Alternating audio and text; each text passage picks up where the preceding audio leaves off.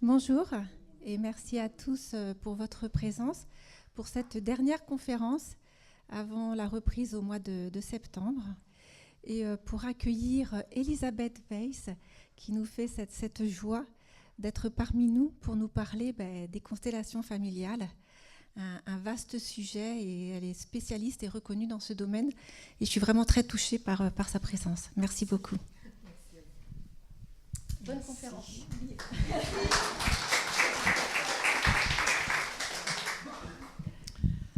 Bonjour à tout le monde. Je vois qu'il y a quelques hommes dans la salle. Ça me fait très plaisir. Généralement, les hommes sont un peu plus timides. Enfin, quelques hommes, il n'y en a qu'un. 2, 3. Ah, 3, c'est un bon pourcentage, 3. C'est bien. Donc, je remercie Florinette de m'accueillir aujourd'hui pour me... Pardon Thierry. Pardon Thierry. 4. Il était derrière, j'ai une excuse, je ne l'ai pas vu. Donc, je remercie donc Florinette de m'accueillir aujourd'hui pour vous parler de ma passion depuis 20 ans. Ça fait 20 ans que je pratique les constellations familiales. Ça fait un bail parce que quand on compte et qu'on se rend compte que ça fait 20 ans qu'on fait ce métier, on se dit qu'on a pris 20 ans, quoi, tout simplement. Voilà.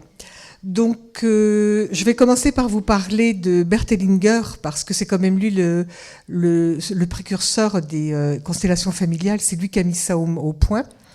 Bert Hellinger est un Allemand qui a beaucoup de diplômes, enfin qui avait, puisqu'il est décédé aujourd'hui, beaucoup de diplômes. Et entre autres, un jour, il est parti 16 ans vivre avec les Zoulous. Et il s'est rendu compte que régulièrement, les Zoulous se réunissaient sur le village. Il y en a certains qui se mettaient au milieu, qui parlaient, qui se disputaient, puis qui repartaient chez eux. Et un jour, il a demandé pourquoi il faisait ça. Et le chef du village lui a dit « On règle les problèmes avec nos ancêtres pour que nous, on puisse vivre tranquillement. » Donc il est rentré, il a mijoté tout ça et sont sorties les constellations familiales. Alors pourquoi constellation ? Parce que une constellation, ça va bouger tout doucement comme les étoiles dans le ciel. Et familiale parce que ça concerne la famille. Voilà. Donc c'est lui qui a mis cette thérapie au point. Et après, eh bien, tout le monde est venu l'apprendre et on a fait un peu ce qu'il voulait. Après, il y a de tout, il y a à boire et à manger dans les constellations familiales. Donc, qu'est-ce qu'une constellation familiale ? Je vais commencer par vous expliquer un petit peu ce que c'est. Et vous pouvez poser des questions. C'est plus facile des fois si vous posez des questions et que moi je vous réponde plutôt que de vous parler. Et il vaut mieux aller là où ça vous intéresse le plus. La constellation familiale, c'est aller chercher les liens et les dettes invisibles qui se créent de génération en génération. C'est-à-dire qu'au moment de la conception, et je dis bien au moment de la conception, on va, c'est une image, se tourner vers notre arbre généalogique. Il ne marche plus, j'ai dû appuyer sur le bouton. C'est bon ? D'accord. Se tourner, c'est mes ancêtres qui me coupent la parole. Ils en ont marre que je parle d'eux peut-être. On va regarder notre arbre généalogique et dans l'arbre généalogique, on va se rendre compte qu'il manque des feuilles. Il y a des trous. Et à un trou, on va voir un ancêtre, on va dire, tiens, cet ancêtre-là, il a été abandonné, personne ne le connaît. C'est pas possible, je ne peux pas le laisser tout seul, donc moi, je vais aller remplacer sa mère. Et on s'en va remplacer sa mère. Il faut savoir que tout se passe au niveau de l'inconscient. Ça, c'est très important.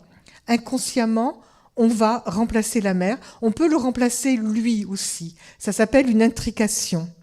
Et quand on est pris dans une intrication, c'est toujours remplacement d'un ancêtre. C'est souvent des ancêtres qui sont morts en bas âge. Mais on peut remplacer des ancêtres qui sont morts à la guerre aussi, d'accord ? Ou qui ont été assassinés.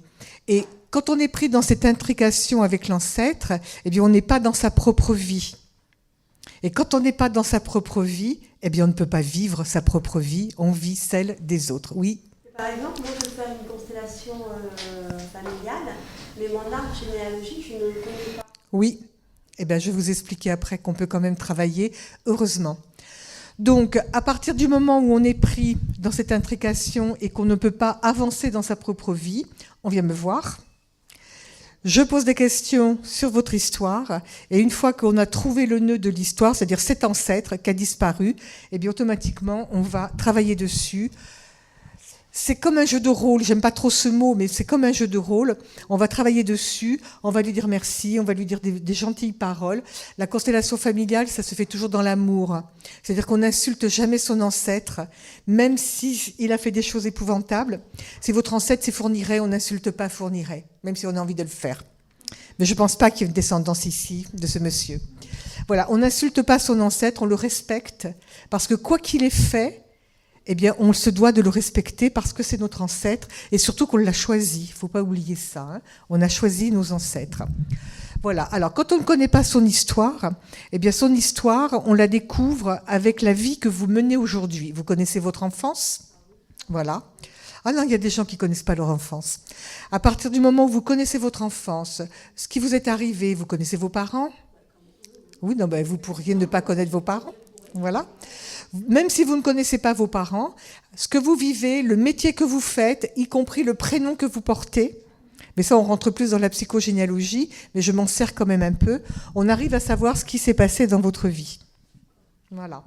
Le métier aussi, hein, voilà, si vous êtes policier, juriste, juge, avocat, c'est pas compliqué d'aller chercher ce qui s'est passé. Oui ?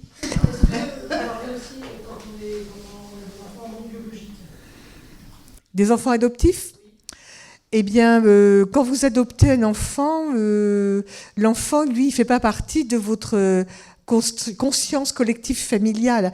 Il appartient à sa propre conscience collective familiale. Donc, quand on est adopté, il faut travailler sur nos parents biologiques. Alors, quand on ne connaît pas l'histoire, il suffit simplement de remettre dans l'énergie des parents biologiques. Et ça permet d'avancer aussi. Alors, dans notre histoire, nous avons des lignées féminines, des lignées masculines. Alors, lignée féminine, excusez-moi messieurs, je parlerai de vous après. Lignée féminine, on est fidèle à sa lignée. C'est-à-dire qu'on va faire n'importe quoi pour appartenir à cette lignée. Et quand je dis n'importe quoi, c'est n'importe quoi. On peut aller jusqu'à être violé, à être tué, juste pour appartenir à cette lignée. La lignée féminine, c'est maman, grand-mère, arrière-grand-mère, etc. Ça ne peut pas être vous, grand-mère paternelle, c'est toujours maman, grand-mère. La lignée paternelle, c'est vous, papa, grand-père, arrière-grand-père et la remontée. D'accord ? Et on fait n'importe quoi pour appartenir, pour appartenir à cette lignée. Et le but, c'est de guérir la lignée pour pouvoir, nous, être libres et surtout notre descendance être libre. Oui. Ça veut dire qu'on n'est pas lié à notre grand-mère paternelle ? Si. Quand je parle de lignée féminine, lignée maternelle, c'est vous appartenez à cette lignée-là. Mais votre grand-mère paternelle, c'est votre grand-mère paternelle, mais vous ne faites pas partie de sa lignée. Vous comprenez ? Partie de la lignée féminine. Lignée féminine. Ben oui, puisque vous êtes une femme, vous appartenez à la lignée maternelle. Eh bien, il appartient à la lignée paternelle. Voilà. Alors, ça se mélange dans la limite où vous allez prendre des intrications. Mais les lignées maternelles et les lignées paternelles, ça part vous, maman, grand-mère, arrière-grand-mère, le monsieur, papa, arrière-grand-père, grand-père, arrière-grand-père. D'accord ? Mais ça n'empêche que vous pouvez très bien être lié à un ancêtre du côté paternel. Ce serait trop simple. Hein ? Ce serait trop facile. Oui. Excusez-moi, j'ai juste une question par rapport à constellation. Qui dit constellation dit forcément défunt, ancêtre, ou ça peut être par exemple une maman ou une grand-maman qui est encore en vie et qui... Oui. Oui. Oui, généralement, quand on fait une constellation, on commence par travailler sur les parents. Hein, mais on travaille sur les parents, mais on va chercher aussi l'histoire des grands-parents, des arrière-grands-parents, etc. On remonte l'histoire. Parce que, oui. Je disais, en constatation, c'est sur du vivant aussi. Oui, oui. Mais souvent, on y va quand même. Hein, parce que même si vous avez un problème avec votre père, on va travailler. J'ai demandé l'enfance de votre père, mais on va demander aussi l'enfance du grand-père. C'est important. Parce que si votre père ne vous a pas élevé, il a quitté votre mère et qu'il vous a abandonné, il y a des grandes chances que lui ait été abandonné aussi. Donc il faut réparer à ce niveau-là aussi. Oui. Vous avez dit tout à l'heure qu'on choisit ses ancêtres. Ouais. On les choisit vu qu'on est né, qu'on a... Après, c'est une croyance. On choisit ses parents, on choisit son histoire, on choisit son métier, quoique c'est souvent le métier qui nous choisisse. On choisit l'endroit où on vit, on choisit tout ça pour équilibrer des énergies, des karmas, etc. Après, c'est une question de croyance. Si vous ne croyez pas en la réincarnation, si vous ne croyez pas au karma, vous êtes libre de penser de ne pas y croire, hein, que vous ne choisissez pas. Chacun est libre, heureusement. La réincarnation et le karma, c'est la même chose? Moi, je fais constellation familiale, donc on ne va pas s'embarquer sur un sujet comme ça, parce que là, on ne s'en sort plus.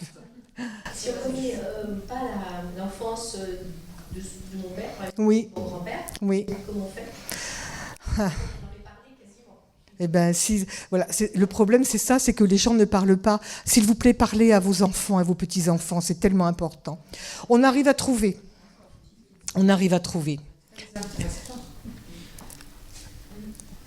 Si, je ne suis pas d'accord. Si, ça peut les intéresser.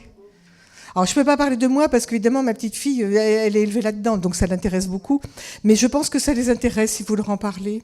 Déjà les parents qui devraient d'abord être intéressés. C'est à vous, grand-mère, vous prenez vos petits-enfants, et dites, tiens, quand j'étais petit, ça se passait comme ça avec maman, etc. Oui, alors, c'est dommage. C'est dommage.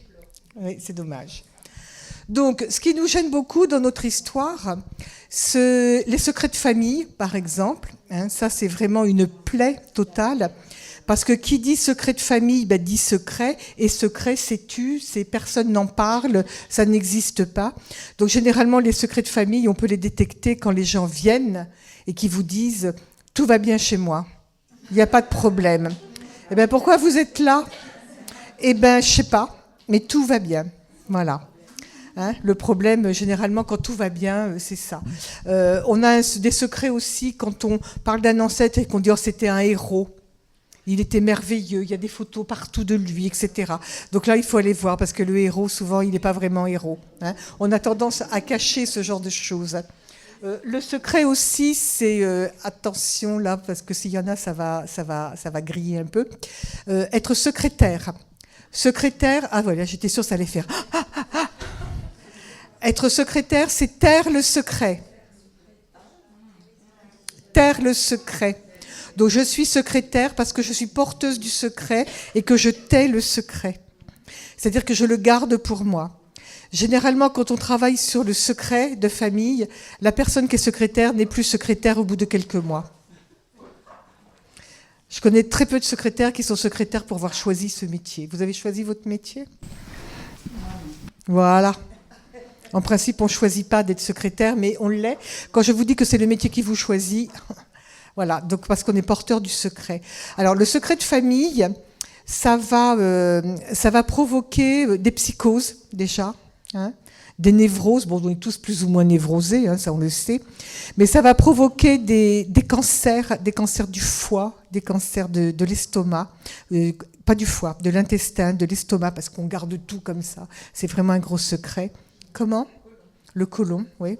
Oui, moi, intestin, je ne suis pas médecin, donc tout ce qu'il y a dans le ventre, c'est intestin. Et ça provoque des métiers aussi, donc comme secrétaire.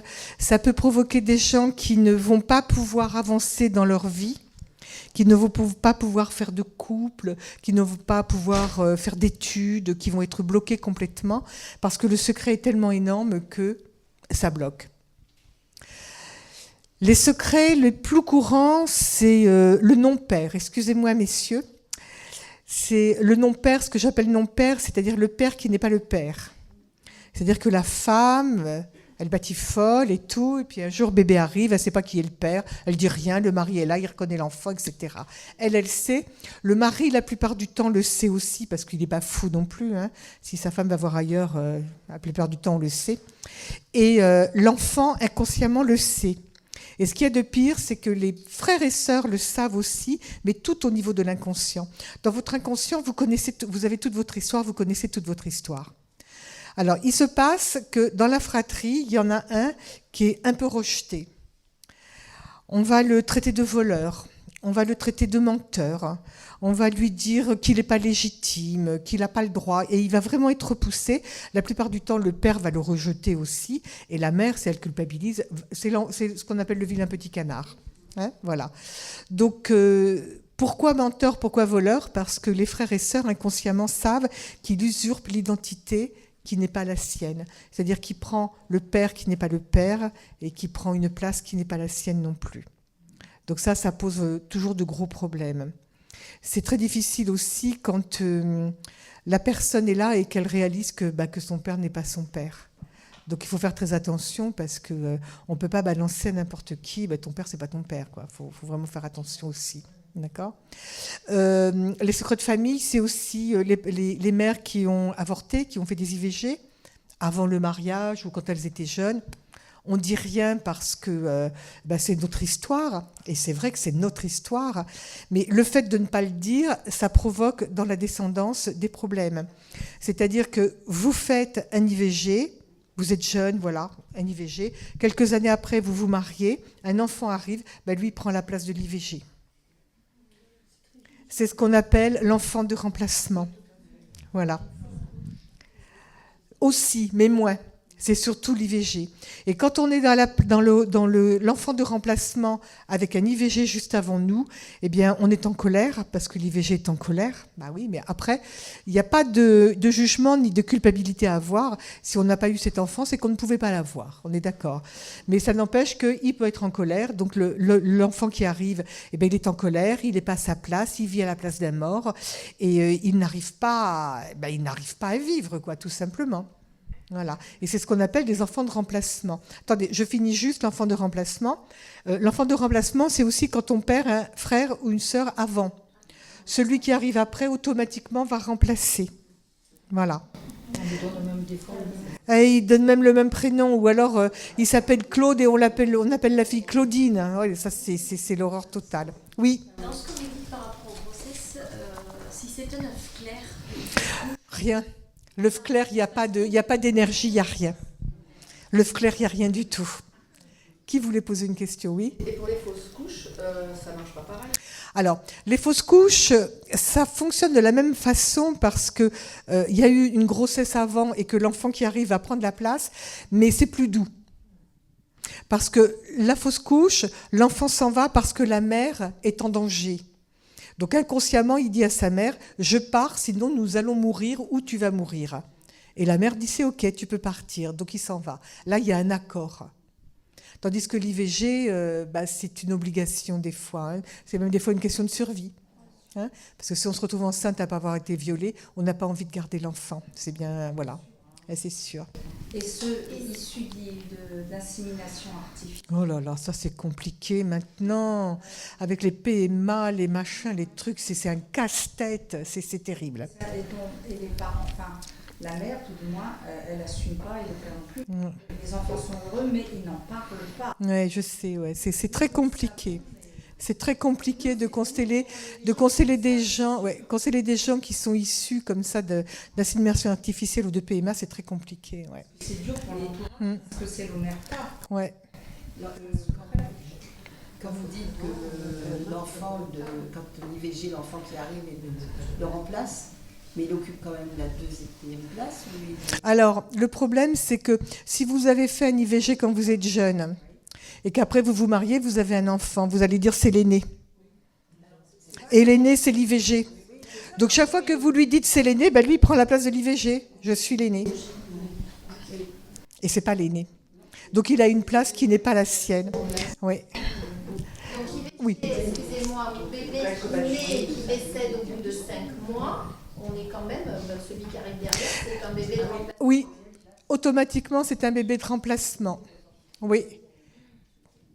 Oui. Mais c'est avec les livres, vous savez, parfois l'enfant qui décède, on le met dans le livret de famille.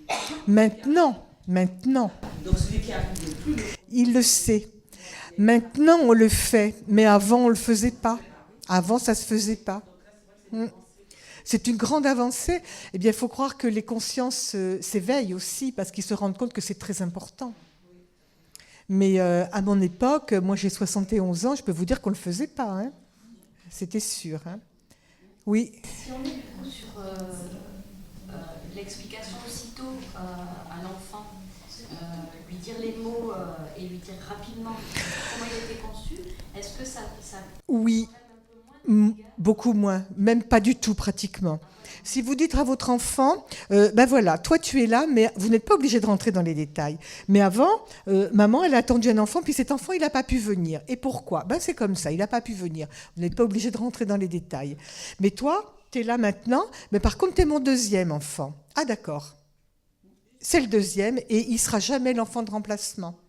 Il devient l'enfant de remplacement à partir du moment où vous ne lui dites pas.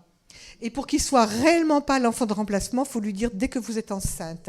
Bon, tu es là, mais avant toi, il y avait un enfant à ta place. L'enfant, il n'a pas pu venir. Mais toi, maintenant, tu es là et tu es mon deuxième enfant. Parce qu'il entend, hein. En plus, il entend, il est souvent à côté de vous, donc il entend. Donc, et là, il ne prendra pas la place. Mais moi, j'ai vu un cas où la madame, il était hors de question qu'elle dise à son fils qu'elle avait fait un IVG. Et je dis, mais qu'est-ce que je fais avec votre enfant, moi, si vous ne me le dites pas? Ah, vous faites ce que vous voulez, mais moi, je ne veux pas qu'il sache. Ben, moi, je ne peux rien faire. Voilà, c'est tout. C'est tout, hein? Ben oui, hein? Alors, oui? Oui. Parce que ma fille a fait 3 fausses couches avant d'avoir un fils. Là, elle n'est pas obligée de lui dire, parce que ce sont des fausses couches. Ben si. Il faut qu'elle lui dise quand même. Quel âge il a, le petit? Ah si, il faut qu'elle lui dise. Il faut qu'elle lui dise, parce que c'est le 4e. Alors le 4e, justement, on va parler des jumeaux perdus, parce que ça peut ne pas être le 4e, mais il faut qu'elle lui dise, bien sûr que oui. Avant toi, ben, maman, elle a voulu avoir 3 enfants, ils ne sont pas venus. Voilà. Et pourquoi? Ben, après, c'est elle qui décide. Hein. C'est la mère qui décide si elle dit ou pas. Mais si, il faut lui dire, c'est très important. Ça fait des secrets après. Oui. Ah, bah attendez, parce que si vous parlez tout en même temps, je ne vais pas y arriver. Oui. Dans ce cas-là, il y a eu plusieurs fausses couches. L'enfant qui est né, il prend quelle place? Ah non. S'il y a eu 3 fausses couches avant, c'est le 4e. Oui, mais quelle place il a pris? Il a remplacé qui? En général, il remplace l'aîné. Après, c'est pas important de savoir lequel il remplace. S'il y a eu 3 fausses couches avant, on travaille sur celui qui remplace et c'est le bon. On n'est pas obligé de savoir si c'est le premier, le deuxième ou le 3e. Et ça implique quoi pour un enfant d'être le 4e ou le 4e, par exemple? Eh ben déjà, c'est pas l'aîné. Hein. Puis je vais vous dire, parce que être l'aîné, moi je suis l'aîné, c'est galère. Hein. On est petit, t'es l'aîné, montre l'exemple. Il y a une bêtise qui est faite, c'est pas moi, c'est pas grave, c'est toi l'aîné, c'est toi qui es puni. Voilà. Hein. Donc, et quand on dit t'es pas l'aîné, enfin moi ça m'est pas arrivé parce que je suis vraiment l'aîné, mais je peux vous assurer que quand je dis à certaines personnes, bah, finalement tu n'es pas l'aîné, c'est soulagement. C'est lourd d'être l'aîné. Oui, vous parlez des deux, c'est comment? Comment? L'aîné, c'est lequel? Lequel quoi? Des enfants jumeaux. Ah bah justement, j'allais parler des jumeaux, je vais en parler des jumeaux perdus. C'est très très compliqué d'être l'aîné, très très compliqué d'être l'aîné. Surtout quand ce sont des grandes fratries et surtout quand vous avez des frères et sœurs qui viennent vers vous parce que vous êtes l'aîné. Donc ils s'appuient sur vous. Et ça, c'est compliqué. Ouais. Et comme c'est vous l'aîné, ben c'est vous qui devez vous organiser aussi des enterrements, des funérailles et tout. C'est très très pénible. Ouais. Mais c'est vrai, avec t'es l'aîné, c'est à toi de le faire. Ah bah, voilà. Alors, on parlait de PMA, d'insémination artificielle. Souvent, il y a plusieurs ovocytes, je ne me trompe pas, parce que je dis toujours n'importe quoi, des ovocytes qui sont implantés et il y en a 1 ou 2 qui arrivent à terme. Et on se retrouve avec des jumeaux. Mais on n'a pas besoin de faire une insémination artificielle pour avoir des jumeaux. Le jumeau perdu, c'est une grossesse sur 3. Et ce n'est pas moi qui l'invente, ce sont les sociologues, les médecins qui ont, avec des statistiques, découvert qu'il y avait une grossesse sur 3. C'est-à-dire que quand vous accouchez, la sage-femme regarde votre placenta et elle voit souvent des embryons qui sont nécrosés complètement. Elle n'a pas le droit de le dire. Le monde médical interdit de le dire à la mère parce qu'il ne faut pas traumatiser la mère. Résultat, il traumatise la mère et l'enfant. Ben oui, mais ça, c'est les médecins. Voilà. Qui est médecin ici? Personne. Infirmière, c'est OK. Mais les médecins, ils se déplacent rarement. Vous vous appelez pas Sylvie? Ah. Sylvie, si, il vit. Alors, quand elle est infirmière, c'est encore pire. Il y a beaucoup d'infirmières qui s'appellent Sylvie. Si il vit, t'es infirmière? Oui. Bon, d'accord. C'est même pas la peine de raconter l'histoire. Donc pour en revenir aux jumeaux perdus, il y a une grossesse sur 3 qui est gémellaire. La femme peut saigner les premiers mois de sa grossesse. Le médecin va dire que c'est normal que ça arrive. Maintenant, il commence à dire « Ah, vous avez peut-être perdu un jumeau », mais c'est quand même assez rare. Et effectivement, si on saigne les premiers mois de sa grossesse, c'est qu'on a perdu un jumeau.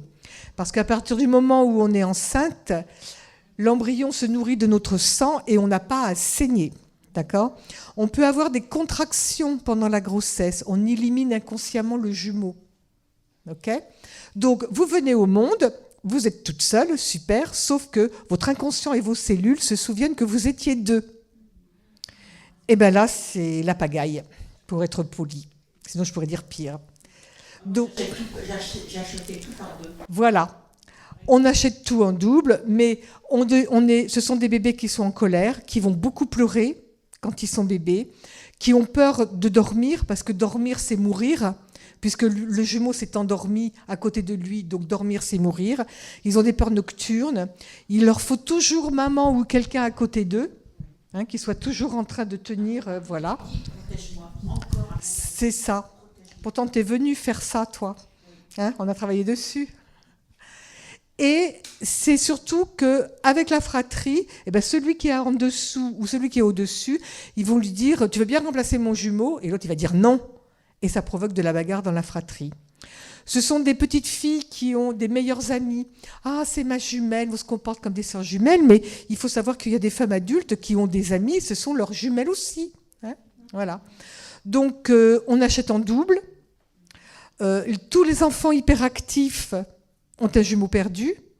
Moi, quand une mère vient avec son enfant hyperactif, je travaille sur le jumeau perdu. Le gamin, il n'est plus hyperactif, il n'a pas besoin de médicaments après. Généralement, tous les 10 sont hyperactifs, sont gémellaires. C'est-à-dire les dysphasies, dyspraxies, tous les 10. Ouais. Dysphasiques. Alors, il y en a de plus en plus. Il y a de plus en plus d'enfants comme ça aussi. Ouais. Alors, il ne faut pas croire non plus que dysphasie, dyspraxie, si vous travaillez sur le jumeau perdu, l'enfant va être guéri. Non. S'il est dyslexique, oui. Mais les autres, après, il faut vraiment une thérapie plus approfondie parce que ça ne suffit pas non plus. Il y a autre chose derrière aussi. OK ? Donc, quand on a un jumeau perdu et qu'on ne le sait pas, on est en difficulté pour faire un couple parce que chaque fois qu'on rencontre quelqu'un, on dit « Tu ne veux pas remplacer mon jumeau, tu ne veux pas remplacer ma jumelle ?» L'autre, il dit non. Donc souvent, des jumeaux sont mariés avec des jumeaux. Les jumeaux perdus épousent des jumeaux perdus. C'est le seul moyen de pouvoir faire un couple. Voilà. Ils ont du mal à avancer dans la vie parce que c'est pourquoi je ferais ça puisque de toute façon, lui, il n'a pas fini sa gestation. Donc ce sont des gens qui commencent plein de choses, qui s'éparpillent et qui ne vont jamais au bout de rien, qui ne finissent pas. Quand il faut faire quelque chose, ils ont du mal à se mettre en route. Je vais le faire. On verra demain. Ils procrastinent beaucoup. Je vais faire, la semaine prochaine. C'est les vacances, donc je vais peut-être faire ça en septembre. Et puis en septembre, mais il y a bientôt Noël. Enfin bref, on ne s'en sort pas. Donc, travailler sur son jumeau perdu, ça permet d'éliminer tout ça et surtout de repartir dans sa vie. OK ? Oui. Je ne sais pas si ça rentre dans ce cadre-là, mais quand on est un bébé de remplacement, donc, et que le prochain arrive, quand ce bébé de remplacement joue le rôle de la maman, comment ça se passe ? Le bébé de remplacement, à 8 ans, moi j'étais ma maman avec mon frère, parce qu'elle est tombée malade. Vous étiez un bébé de remplacement ? Qui est mort avant vous ? Mon frère, un bébé que je n'ai jamais connu, qui est décédé à 5 mois. Il est décédé à 5 mois ? Attendez, à 5 mois de naissance ou à 5 mois de gestation ? 5 mois de naissance. De naissance. Donc vous êtes effectivement l'enfant de remplacement. Alors après, si vous remplacez votre mère, on va y aller. Je vais vous expliquer pourquoi, tant qu'à faire. Donc on va retourner dans les intrications. Pourquoi on remplace la mère ? Eh bien simplement parce que notre mère n'a pas eu de mère. C'est-à-dire que si votre mère n'a pas connu sa mère ou si votre grand-mère est décédée quand elle était petite, vous arrivez et vous allez dire « Ne t'inquiète pas maman, je vais remplacer grand-mère ». Et maman dit oui, grand-mère dit oui, tout le monde dit oui et vous devenez la mère de votre mère. Alors après, au niveau réel, il se passe plein de choses. Votre mère est malade, vous remplacez, elle travaille beaucoup, il y a toujours des excuses.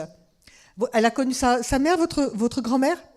Oui. Et sa maman est morte, elle avait 18 ans. Voilà. Relativement jeune. Voilà. Et elle était malade. Voilà. À 8 ans, je me suis occupée de 2 ans d'écart avec moi. Voilà. Voilà. Donc il y a toujours une grand-mère défaillante pour qu'on puisse remplacer la grand-mère. Alors pareil pour les hommes, hein. Vous allez remplacer le grand-père si votre père n'a pas eu de père, mais vous pouvez aussi être le père de votre mère si votre mère a perdu son père ou si le père n'était pas là, n'était pas présent. OK? Alors, on peut remplacer aussi la première relation de sa mère, par exemple. Votre mère, avant de connaître votre père, elle rencontre un homme, elle se marie, elle divorce, elle se sépare ou elle est veuve, ou alors le mariage ne peut pas se faire. Il faut que ce soit vraiment une relation importante, hein, pas un amour comme ça qui passe. Alors ça c'est automatique. Le premier-né des garçons va aller remplacer l'ancien compagnon de la mère. La première-née des filles va remplacer la première relation du père. Dans une fratrie, s'il y a 4 filles, les 4 filles peuvent remplacer la relation du père. Et ça va plus loin puisque mon père m'a donné le prénom de sa propre. Voilà. Voilà. Donc là, c'était sûr qu'elle le remplaçait complètement. Hein? Comment? Paul, c'est moi qui fais maman, Paul. Voilà. Ah, les prénoms, c'est terrible. Hein? Voilà, donc ça, c'est des intrications qui se passent aussi. Après, il y en a des tonnes. Hein. Votre mère perd, par exemple, une sœur. Et bien vous allez remplacer la sœur. Si vous avez une autre sœur et que les 2 sœurs remplacent la tante, eh bien vous vous disputez avec votre sœur parce que c'est moi qui la remplace. Non, c'est moi, non, c'est moi, non, c'est moi. Et tout se passe au niveau de l'inconscient, donc on ne comprend pas. On peut remplacer une arrière-grand-mère, une grande-tante. Tous les êtres manquants, on va y aller. C'est terrible, hein? On y va. Alors pour tous ceux qui ne font pas de constellation... Alors si, parce que l'histoire se règle... on peut régler l'histoire, par exemple... Mon père était hongrois, et moi, j'ai réglé l'histoire de mon père en allant en Hongrie. Voilà, je suis allée en Hongrie, je me suis baladée parce que je ne connais pas l'histoire de mon père, ou très peu. Je me suis promenée dans Budapest, etc. J'étais avec ma fille, avec ma petite fille, et ma petite fille qui avait 4 ans s'arrête et puis dit « C'est là qu'il habitait ton père ?» Et je dis « Écoute, si tu me le dis, c'est que ça doit être là. Hein, faut faire confiance aux enfants. » Et ça a réglé beaucoup de choses. L'expérience, du coup, on peut régler en vivant. Voilà, vous allez par exemple au cinéma, vous regardez un film, vous ressortez, vous dites « Ce film m'a bouleversé, depuis je suis plus pareil. » Et bien parce qu'il y a eu des paroles, des situations qui ont fait que ça a travaillé. L'inconscient, lui, entend les paroles. Donc dès que vous êtes assis à une terrasse de café, que quelqu'un à côté va dire une parole qui réagit avec votre histoire, l'inconscient le prend et règle. Vous lisez un livre, ça va régler des choses aussi. Des fois, ça va les empirer, parce que ça va réveiller des choses. Comme votre conférence. Voilà, je ne suis pas là pour... là, je ne peux pas vous régler les choses. Quoiqu'on pourrait faire une sacrée constellation de groupe, là. Voilà. Oui, voilà, c'est ça, ça fait écho, hein, ça fait écho. Quand je fais les conférences au salon du bien-être, des fois, c'est des gens... après, ils viennent sur mon stand, ils ne me lâchent plus aussi. Donc ça, ce sont toutes les intrications que l'on peut avoir, mais il y en a beaucoup d'autres. Alors, il y a les meurtres. Les meurtres, c'est l'intrication la plus grave qui existe. C'est-à-dire que le meurtre, ça va descendre sur la descendance et ça va, excusez-moi du mot, mais il n'y en a pas d'autre, ça va mettre un bordel pas possible. C'est-à-dire que la descendance va se disputer, ils vont s'expatrier auquel coin du monde ou de la France, il va y avoir de grosses colères, il va y avoir des bagarres, c'est vraiment très très très compliqué. Et tant que ce meurtre n'est pas réglé, eh bien ça continue le chantier dans la famille. D'accord ? Alors, on entend par meurtre la personne, évidemment, qui se fait assassiner. Hein. L'assassinat, c'est un meurtre. On peut être lié aussi à des meurtres... par exemple, vous avez un ancêtre collabo, parce qu'il n'y a pas toujours que des maquisards et des comment on appelle ça, Des résistants, merci. Oui, je suis vieille, j'ai oublié les mots, hein, c'est comme ça. Je vais m'en remettre. Donc on peut aussi avoir des ancêtres collabos qui ont commis des crimes et on est lié à ça. On peut se lier, il faut savoir que la dernière guerre a provoqué beaucoup de dégâts sur notre descendance, parce que moi je suis après-guerre, 10 ans après-guerre, mais je suis après-guerre quand même, parce que il y a par exemple les gens qui conduisaient les trains, ce qu'on appelait les trains de la mort. Hein, qui emmenaient les trains de juifs, et pas que des juifs, d'homosexuels, etc. Ils les emmenaient dans les camps. Vous avez par exemple votre arrière-grand-père ou même un grand-oncle qui conduisait ces trains. Et bien vous allez être lié aux victimes de la Shoah. Et moi, j'ai des gens qui viennent et qui disent « je comprends pas parce que personne n'est juif chez moi, mais cette histoire, bon, ça bouleverse beaucoup de gens, mais ça les prend aux tripes. » Et souvent, on va trouver un ancêtre qui les faisait passer, des passeurs. Alors, malgré ces gens, ancêtres, qui étaient résistants, qui étaient bien, des fois, ils ont tué aussi. Et là, on se retrouve avec un meurtre. Et on peut se lier à la victime. Voilà. Et on peut se retrouver avec... une vie qu'on dit insupportable, et c'est pas la peine de dire oui, c'est la faute à mon père, c'est la faute à ma mère. Non, c'est la faute à personne, c'est votre faute à vous. Hein, on est responsable de sa propre vie. Donc on se lamente pas, on règle. Oui ? Alors, je rebondis sur ce que vous venez de dire. Tout à l'heure, on parlait de lignée féminine. Et en fait, moi, dans mes grands-parents, j'ai un grand-père qui a été victime, qui est parti en train et qui est mort à Dachau. On n'a jamais retrouvé son corps. C'est le papa de ma mère. C'est votre grand-père. Mon grand-père maternel. Oui, c'est bien de leur donner leur titre. C'est votre grand-père. Mon grand-père. En fait, je l'ai évidemment connu, puisqu'il est chez le corps des parents. Son nom est sur la tombe et on sait qu'il n'y a pas de corps. Oui. En dépit de cette lignée féminine, je peux être... Alors, votre grand-père n'a rien à faire dans votre lignée féminine, déjà. D'accord ? Sauf que, réfléchissez un peu. Je vais vous dire, ma grand-mère aussi est partie dans les camps. Hein, et il n'y a pas très longtemps, j'ai réalisé qu'elle avait été assassinée. Votre grand-père a été assassiné. Alors, c'est très compliqué parce que quand c'est quelqu'un qui m'a dit, mais en fait, elle a été assassinée. Je dis, ben non. Je dis, ben oui, bien sûr. D'accord ? Donc, ça veut dire qu'il y a un crime dans votre histoire, un assassinat. Et c'est un assassinat parce que c'est prémédité. Hein, c'est pas un meurtre. Et mon prénom, c'est Sylvie. Vous faites quoi comme métier ? J'étais beaucoup dans le commerce, directrice d'agence, et j'ai beaucoup voyagé. Voilà. Alors pourquoi vous avez beaucoup voyagé, Sylvie ? J'adorais. Ben voilà, parce que vous cherchez votre grand-père. Tous ces gens qui voyagent aujourd'hui, hein, qui s'en vont sac à dos, allez, on fait le tour du monde, on s'en va et tout, ils sont tous à la recherche d'un ancêtre. Et comme avec la guerre, il y a eu l'exode, il y a plein de gens qui sont morts en exode, plein de gens qui sont partis, qui se sont cachés, évidemment, qu'on fuit, eh bien, la descendance aujourd'hui va chercher les ancêtres. Ma descendance paternelle, ma famille s'est sauvée en fait d'Ukraine via la Pologne. Mon père est né sur le chemin en Allemagne. Je viens ici parce que je suis en train d'essayer de travailler. Oh, vous devriez venir me voir, ça m'intéressait tout ça, moi. Mais là, rien d'en parler. Ben, vous n'êtes pas la seule à pleurer, là. Vous inquiétez pas, c'est normal, ça remue. Oui ? Oui. Vous parliez tout à l'heure des meurtriers, enfin des assassins. Pendant la guerre, donc les militaires, alors c'est différent. Mon père qui a été prisonnier de guerre. Après-guerre, ma mère est née dans une caserne allemande, enfin française en Allemagne. Et du coup, mon grand-oncle est mort prisonnier de guerre. Ils ont été emprisonnés, les deux frères. Et du coup, c'est pareil.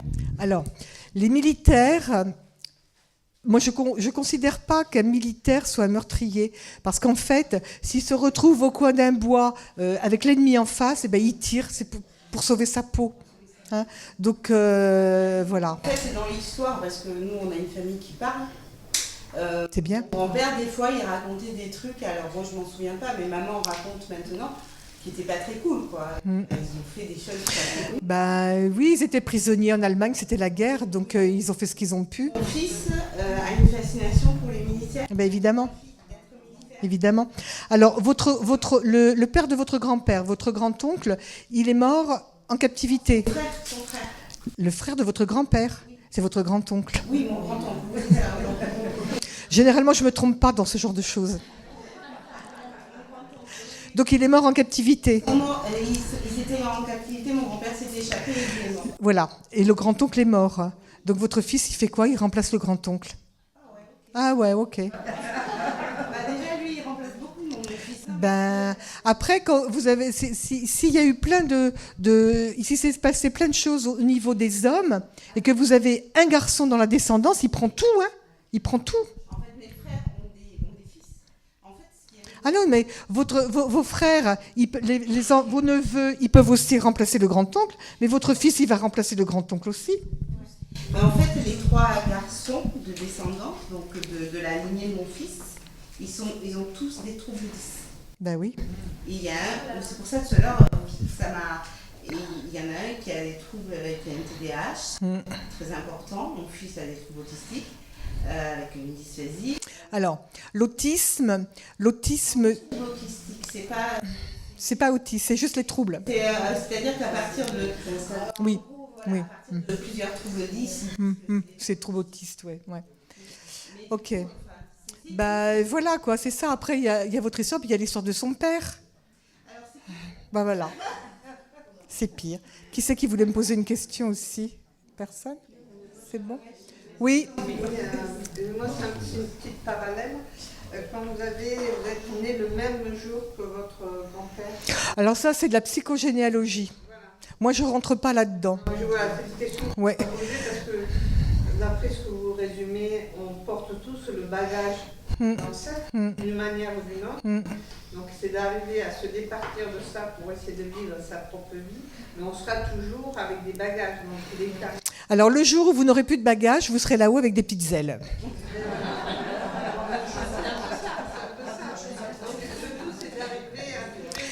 C'est le principal, c'est de régler le plus important.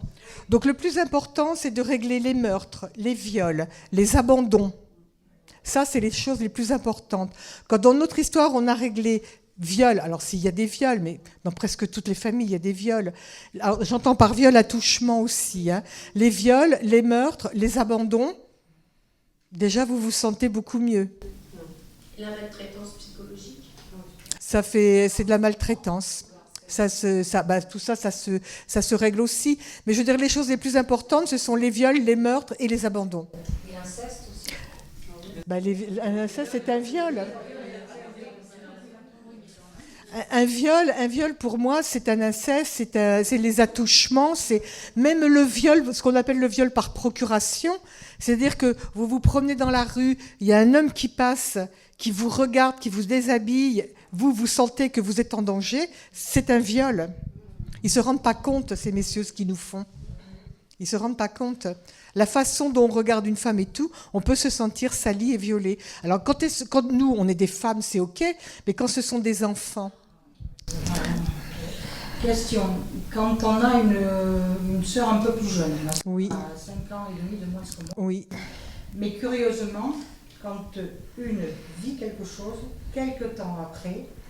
L'autre le vit aussi. Et souvent, moi j'ai entendu, alors je suis l'aînée, bien évidemment, on est toutes les deux, et j'ai souvent entendu dire, mais vous fonctionnez comme des jumelles. Oui, peut-être qu'il y en a une des deux qui a un jumeau perdu. D'accord. Ça peut être vous, ça peut être votre sœur, ou ça peut être les deux. D'accord.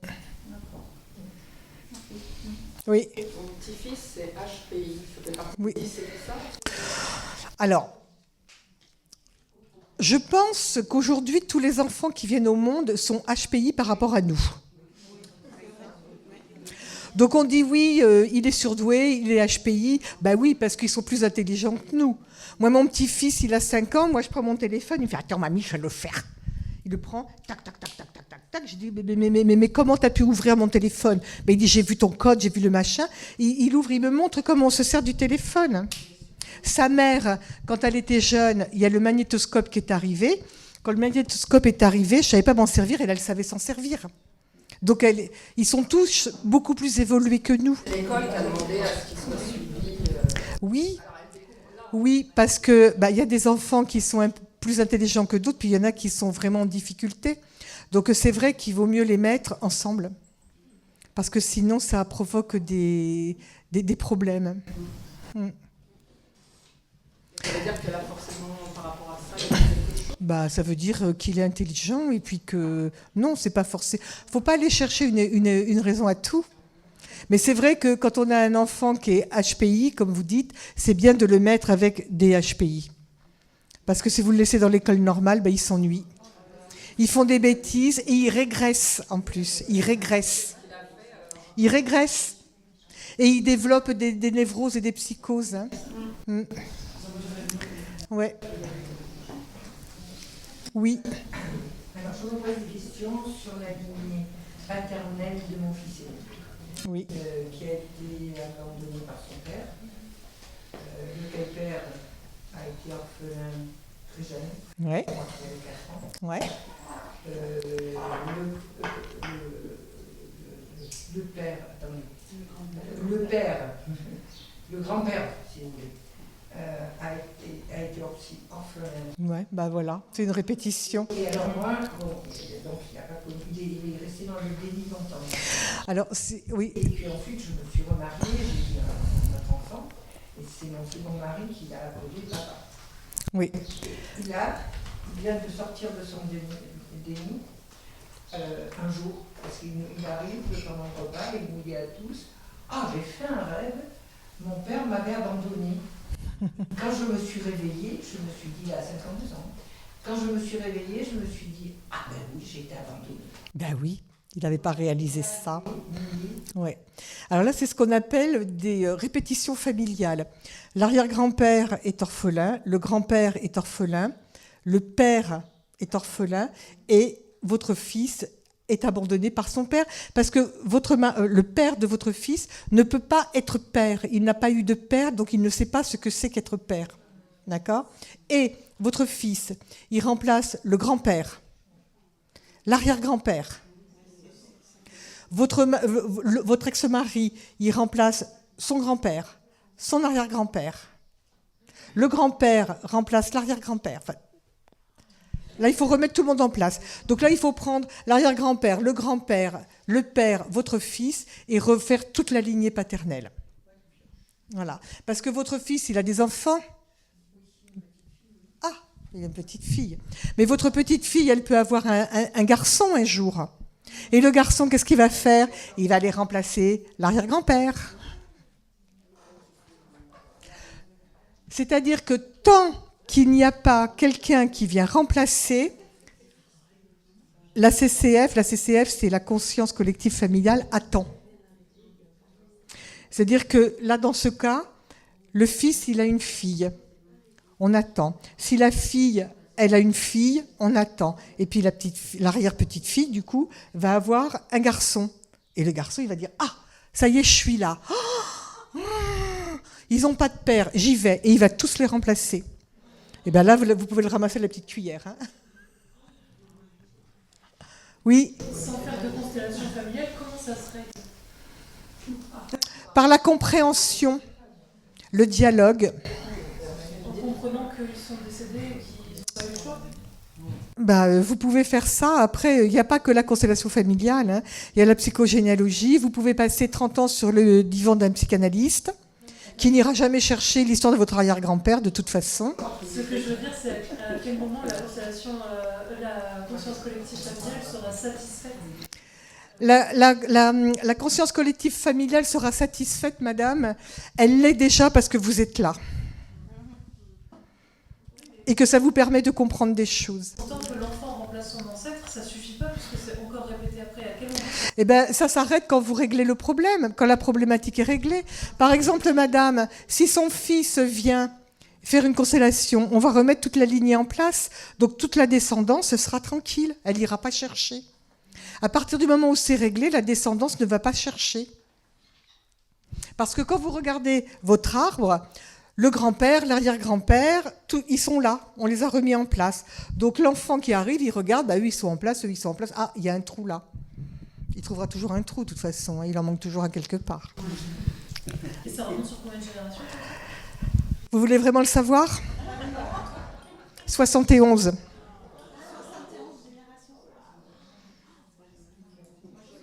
On ne remonte jamais à 71 générations, c'est impossible. De toute façon, 71e génération, il n'y a pas assez de monde sur Terre. Bah oui. Moi, j'ai mon arbre généalogique qui va jusqu'à 1500. Ça en fait du monde. Hein. Alors, généralement, on va chercher l'histoire au niveau des arrière-grands-parents. Hein. C'est très rare. Une fois, je suis remontée à la... ça y est, c'est encore parti. À la Révolution.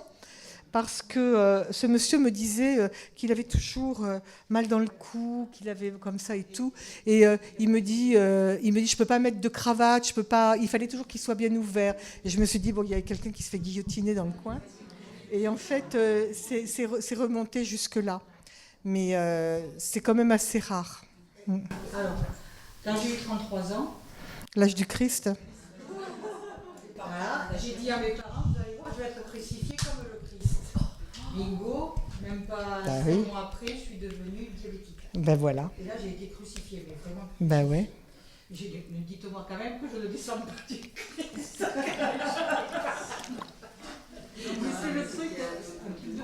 Je vais vous dire une chose, j'ai travaillé au Maroc. J'ai beaucoup travaillé au Maroc. Tous les Marocains et Marocaines qui venaient faire une constellation descendaient de Mahomet. Mais ici, personne ne descend du Christ. C'est rassurant. Oui. Oui, ce que j'aimerais comprendre, c'est quand vous trouvez d'où vient le problème, oui. Vous faites comment pour régler le problème?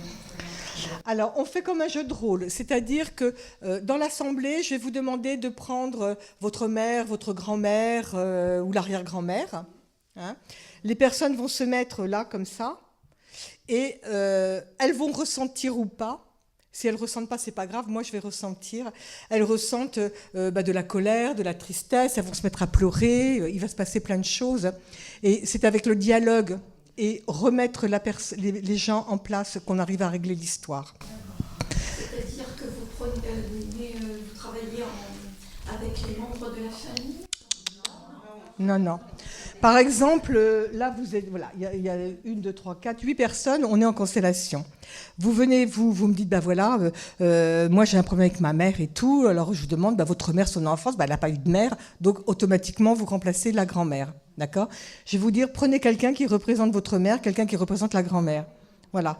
Et à partir de là, les personnes viennent se mettre debout et on va faire la réparation comme ça. Donc, je vais simplifier. La grand-mère va lui dire, tu ne peux pas me remplacer. Et la mère va dire, tu ne peux pas remplacer ma mère. Et on remet tout le monde en place. Et les personnes qui ressentent, elles vont le ressentir de quelle manière exactement? Je ne sais pas comment vous ressentez, vous. Moi, quand je suis dans la réalité, ça frissonne. Voilà. Il y a des personnes qui vont frissonner, il y a des personnes qui vont ressentir très très fort parce que ça résonne avec leur histoire. Il y a plusieurs façons de ressentir. Elles peuvent avoir mal, oui, mal au ventre, mal à la tête, oui, on peut ressentir. Vous avez vu le chemin des Oliviers? Voilà. Voilà. Voilà. Alors, le chemin des Oliviers, c'est bien, mais ça reste un film. C'est un film. On va dire que c'est un film. Mais il y a des personnes qui vont ressentir, mais dans ce film, tout le monde ressent. Or, non, tout le monde ne ressent pas. Hein? Donc, il y a des personnes qui ne vont pas ressentir, mais moi, ça fait 20 ans que je fais ça, donc je vais ressentir, j'ai l'habitude. Et puis, automatiquement, cette dame, si elle remplace la grand-mère, je sais que la grand-mère, elle va être triste, que la dame, elle est triste, d'abord, elle va pleurer, que la mère, elle est en colère parce que ma fille, j'en ai marre que tu remplaces ma mère. Enfin, voilà, il se passe des choses. On n'est pas obligé de... On peut régler les choses sans ressentir. Mais ça peut être très fort. Parce que une fois, on m'a demandé de remplacer le père, qui ne suis pas avec le pouvoir. Et j'étais dans la peau de cet homme. Alors là, j'ai compris, en fin de compte, j'ai compris la philosophie et le fait ce que c'est d'être un homme et d'être à ces femmes qui ne comprennent rien. Il ne comprennent rien à ce monde de femmes. J'étais dans le corps de ce monde, c'était incroyable. Oui, oui. Mais moi, au cours d'une constellation, j'ai un homme qui représentait une femme parce que ça s'est trouvé comme ça. Et c'était une femme enceinte et il était complètement bouleversé parce qu'il avait senti l'enfant bouger dans lui. Et je lui ai dit, tu t'imagines un peu la chance que tu as, un homme, tu as senti l'enfant bouger en toi. Il y en a tellement qui aimeraient ça. Oui. Lors d'une séance de constellation, est-ce qu'on règle beaucoup de choses ou plus? On ne peut pas savoir. Dans une famille, dans notre histoire, quand on a un âge, on a un passé qui est Oui, oui, oui. Et combien de temps ça dure? On règle plein de choses. Alors, on ne peut pas travailler côté papa et maman en même temps. On fait soit le côté du père, soit le côté de la mère. Selon votre problématique et l'histoire que vous me racontez, c'est moi qui vais dire ça vient du côté du père ou ça vient du côté de la mère. Hein, d'accord? Parce que des fois, vous venez, vous dites oui, c'est du côté de ma mère, et puis en fait, c'est du côté du père. C'est-à-dire que c'est vous qui sentez ce qui est... Voilà. Quand on me raconte l'histoire, je sens, je sais d'où ça vient. Hein, ça fait 20 ans. Et à partir du moment où on travaille soit du côté du père, soit du côté de la mère, on ne sait pas ce que va régler la constellation. Elle va régler, mais on ne sait pas vraiment quoi. Et des fois, ça règle des choses qu'on ne soupçonnait pas. Et comment on sait qu'il faut régler l'autre partie? C'est vous qui décidez. Si vous avez envie de continuer, vous venez, vous réglez l'autre partie. Mais j'ai souvent des gens qui reviennent et qui me disent ça n'a pas réglé la problématique pour laquelle je suis venue, mais ça a réglé plein d'autres choses. Il y a 20 ans. J'étais jeune. Comment vous est venu justement ce ressenti de pouvoir... J'ai reçu un mail de la conscience collective familiale qui m'a dit maintenant il faut que tu fasses des constellations et tu vas ressentir. Elle ne me croit pas, hein. Ça vient avec le temps, avec l'expérience, avec voilà. Vous êtes infirmière, je suis sûre que quand vous faites une piqûre, vous savez si la personne va avoir mal ou pas. Je suis pas infirmière. Vous êtes quoi? Psychopraticienne. Psychopraticienne, donc voilà, ça, on sait. Au bout d'un moment, on sait, on a le truc, on ressent. Ouais. Oui. En cas d'amnésie traumatique. Comment? En cas d'amnésie traumatique. Oui.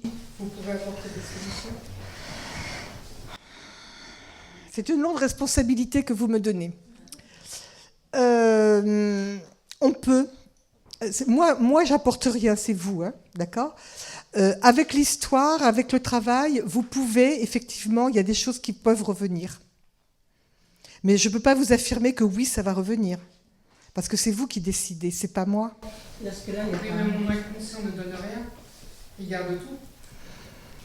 Si votre inconscient, il vous parle, vous ne l'entendez pas, c'est tout.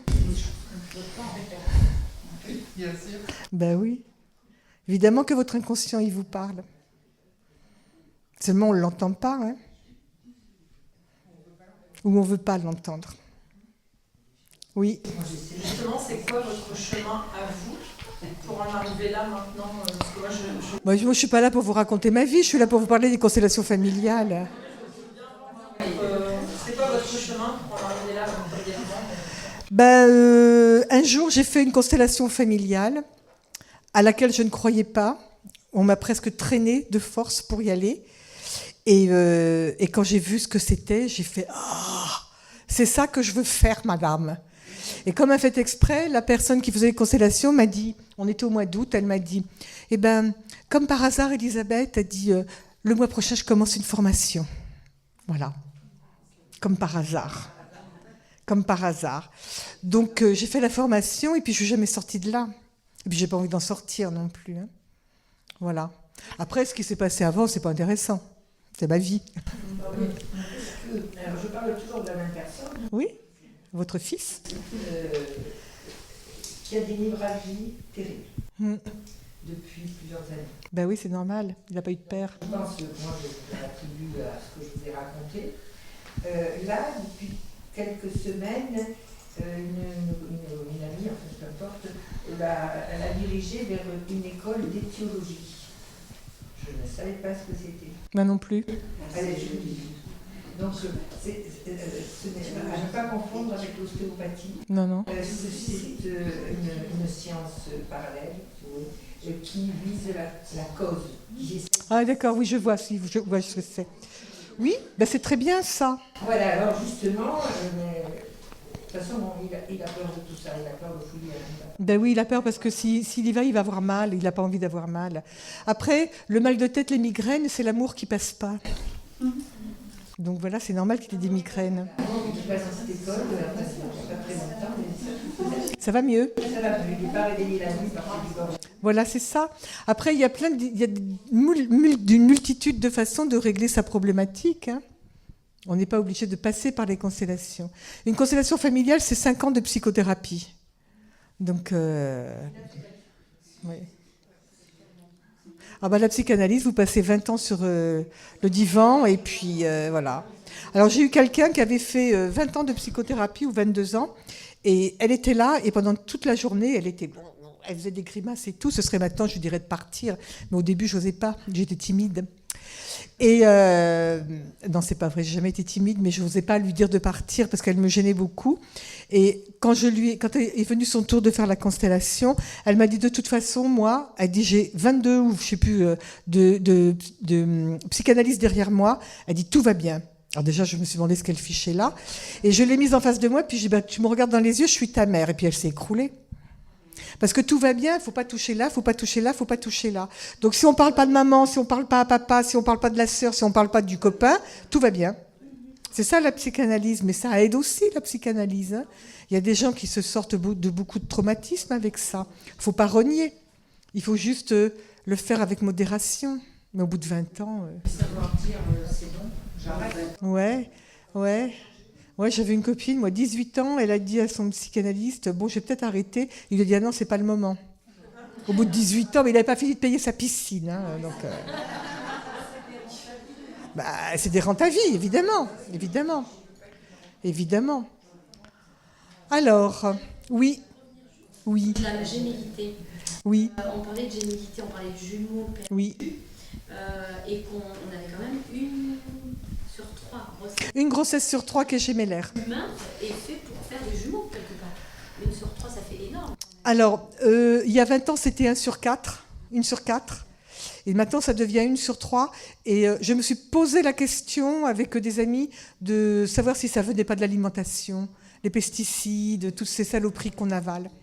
Ça peut venir de là. Est-ce que les constellations, quelle explication donne la constellation familiale sur le fait de naître jumeaux monozygotes? Il n'y a pas d'explication. Non, il n'y a pas d'explication. Que ce soit monozygote ou jumeau à 2 poches, c'est pareil. C'est un jumeau. Et quelle est la position des jumeaux entre l'aîné et le second? Eh bien, quand je remets le jumeau à côté de son jumeau, c'est lui qui choisit s'il se met à droite ou s'il se met à gauche. S'il se met à droite, c'est l'aîné. S'il se met à gauche, c'est pas l'aîné. Ça n'a rien à voir avec le dominant et le dominé. Pas en constellation. On est en constellation, hein. Attention, c'est pas du tout la même chose. Hein. Même Elisabeth, si je peux...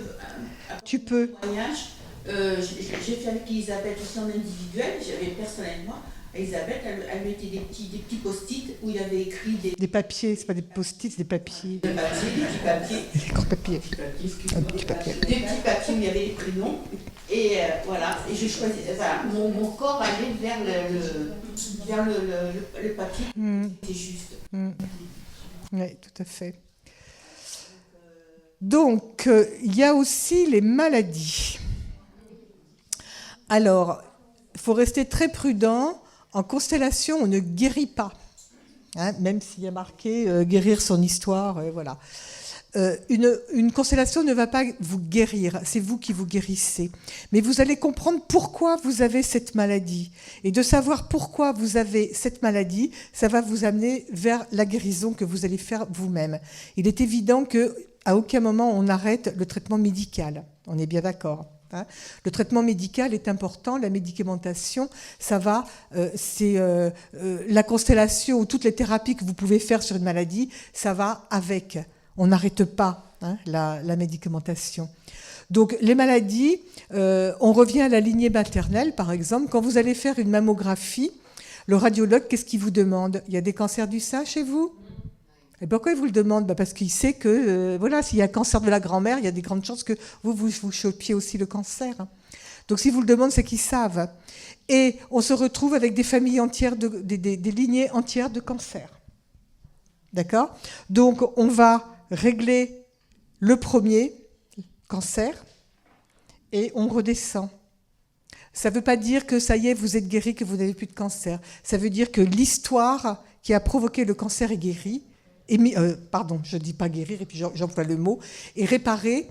Et c'est à vous après de faire le nécessaire pour guérir réellement. D'accord? Donc, alors, le diabète, madame, c'est l'impuissance physique. Ne me regardez pas comme ça. C'est l'impuissance physique ou psychologique, pas sexuelle. Tout de suite, ça fait peur. Les hommes, impuissance. Voilà. Ça peut être de l'impuissance physique ou l'impuissance psychologique chez un ancêtre provoque le diabète dans la descendance. Ouais. Parce que même moi, enfin, ce que je ressens, c'est face à certains membres de la famille, c'est vraiment de l'impuissance. Voilà, et ça provoque le diabète. Alors, il faut faire attention parce qu'ils passent leur temps à baisser le taux du diabète. Il y a une quinzaine d'années, on était à 2, après on est passé à 1,50, on est à 23, et je crois qu'ils l'ont baissé encore là. Donc, voilà. Donc, moi, j'ai un médecin qui me dit, tant que vous n'avez pas 2, vous n'êtes pas diabétique. Voilà. Hein? Moi, je le suis, j'ai une pompe. Oui, voilà. Donc, vous êtes diabétique. Alors, la nourriture aide. Donc, il faut aller voir un micronutritionniste. Surtout ça, les plantes, tout. Micronutritionniste, c'est très bien aussi. Hein. Il y a on a plein de façons de se soigner maintenant qui est bien. Oui. Excusez-moi, j'ai ma tante qui a eu cancer du sein. Oui. Elle est très longtemps, elle est décédée. Oui. Après, il y a eu ma maman. Oui. Le cancer du sein qui est décédée.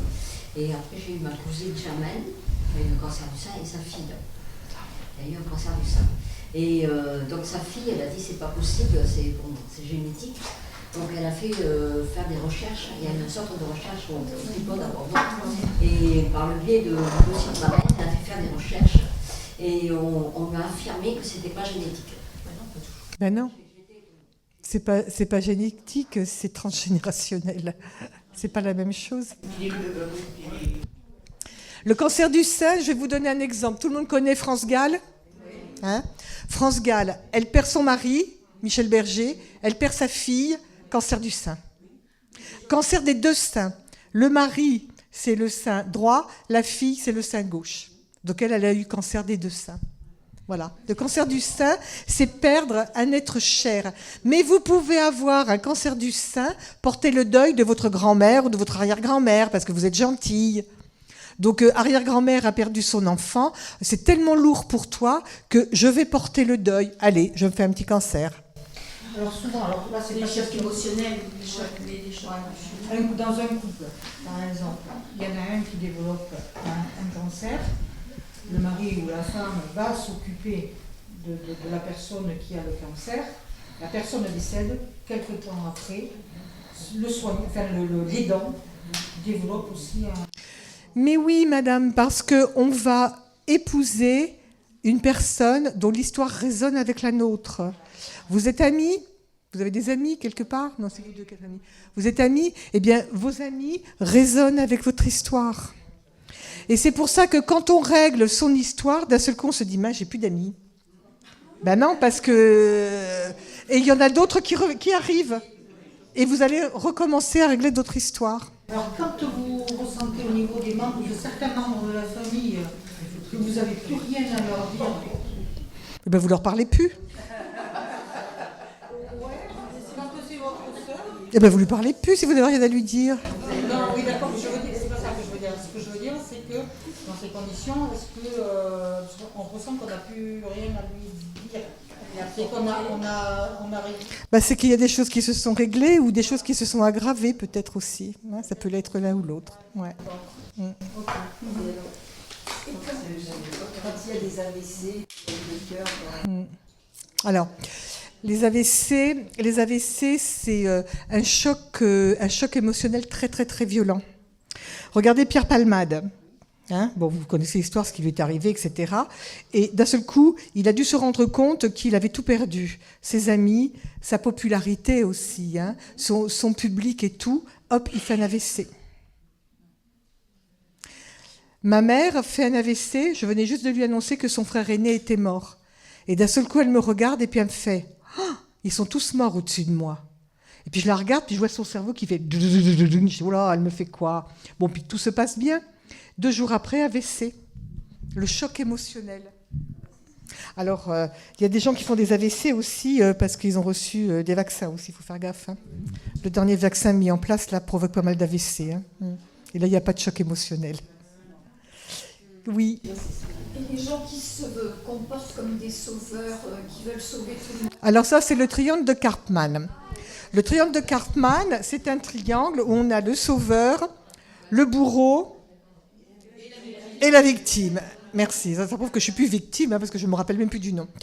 Et automatiquement, on va passer de l'un à l'autre tout le temps, tout le temps, tout le temps, tout le temps, tout le temps.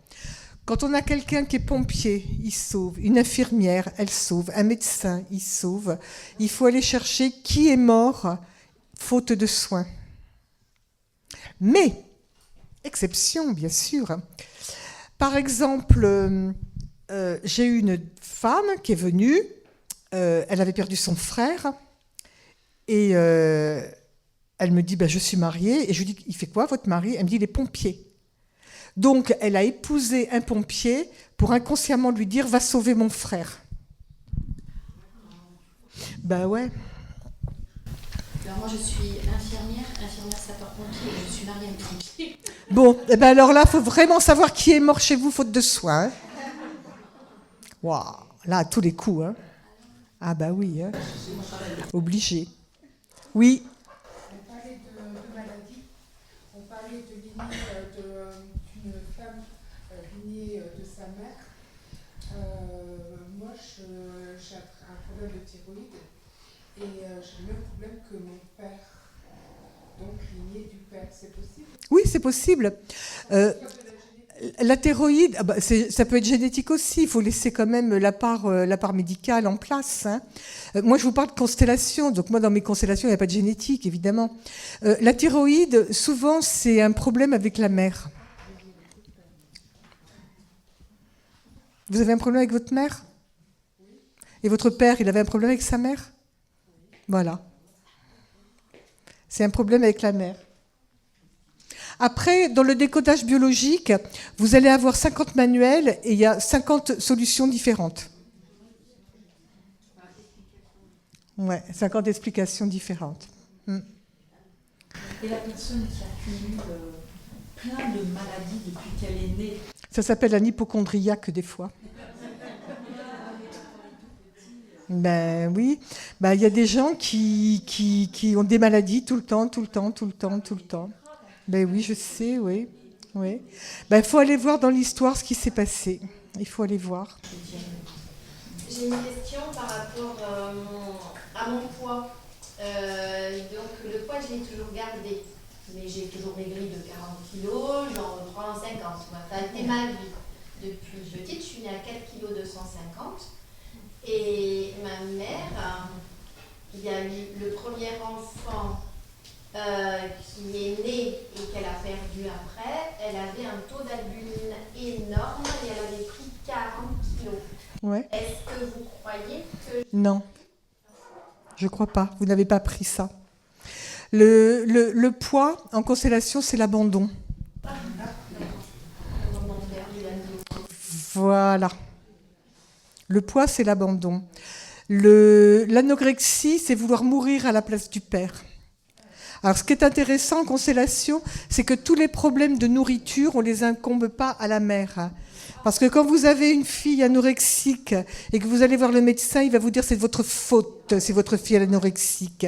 Quand vous êtes obèse et que vous avez un médecin, c'est de votre faute si votre fille elle est obèse. Non, c'est pas fort, c'est pas de notre faute, hein, d'accord ? Mais voilà, mais il faut être très fort, je sais, parce qu'ils ont une façon de culpabiliser les gens. Ils sont très forts pour ça. Même le père. Oui. On dénie le plus total. Oui.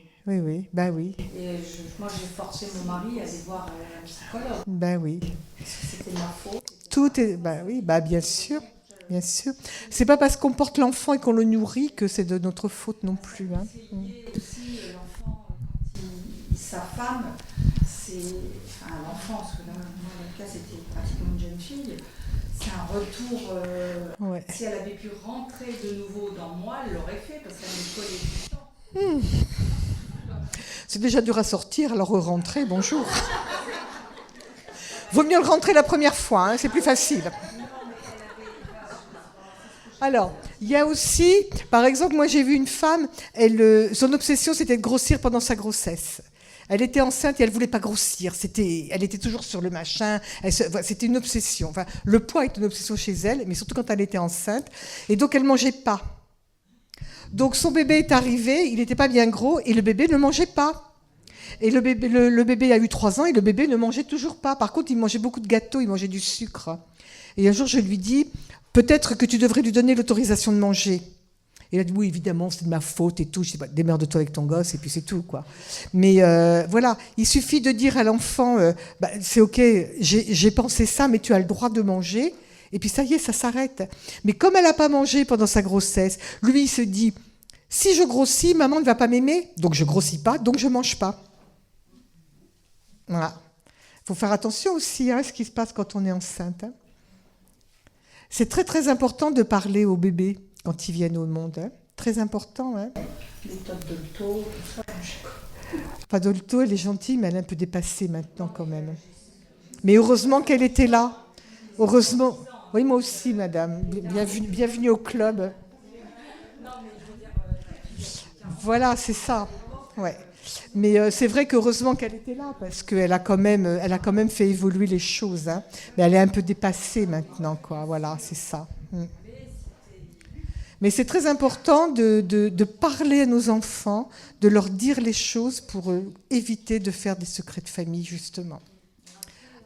Dans les constellations familiales, on est du coup, entre guillemets, dans de la réparation par rapport à ce que les gens ont vécu. Moi, en tant que soignante, ce que j'aimerais développer et ce que j'y travaille beaucoup, c'est justement de la prévention. Quand je suis en service ambulatoire, quand je reçois des dames qui font des IVG, je leur parle du secret. C'est très bien. Je leur parle de toutes ces conséquences. C'est très bien. On dit à leurs enfants, entre frères et sœurs, aux parents, je leur dis, exprimez qui vous êtes avec ce... C'est ça. On n'est pas obligé de rentrer dans les détails, mais c'est important de dire. Oui. Mais souvent, la jeune fille qui va faire un IVG, elle se marie, le mari ne sait même pas qu'elle a fait un IVG. Quoi. Elle ne le dit pas, c'est son secret. Et puis les parents disent, tu ne vas pas le dire. Et puis à mon époque, il fallait qu'on aille en Angleterre, hein, sinon c'était la faiseuse d'ange, et puis on y passait. Quoi. Donc voilà. J'utilise même le message, je dis toujours, je rends hommage à Simone Veil, je leur dis. Ah ça vous pouvez, hein, parce que... merci Simone Veil, hein, oui. Heureusement qu'elle était là. Vraiment, parce que j'ai vraiment pris conscience des conséquences et puis de toutes ces choses-là. Tout à fait. Donc, la constellation, oui. On n'a pas parlé de l'asthme. L'asthme, c'est prendre les angoisses de la mère. Ah ouais, parce que j'ai eu de l'asthme adulte. Ouais. Ouais.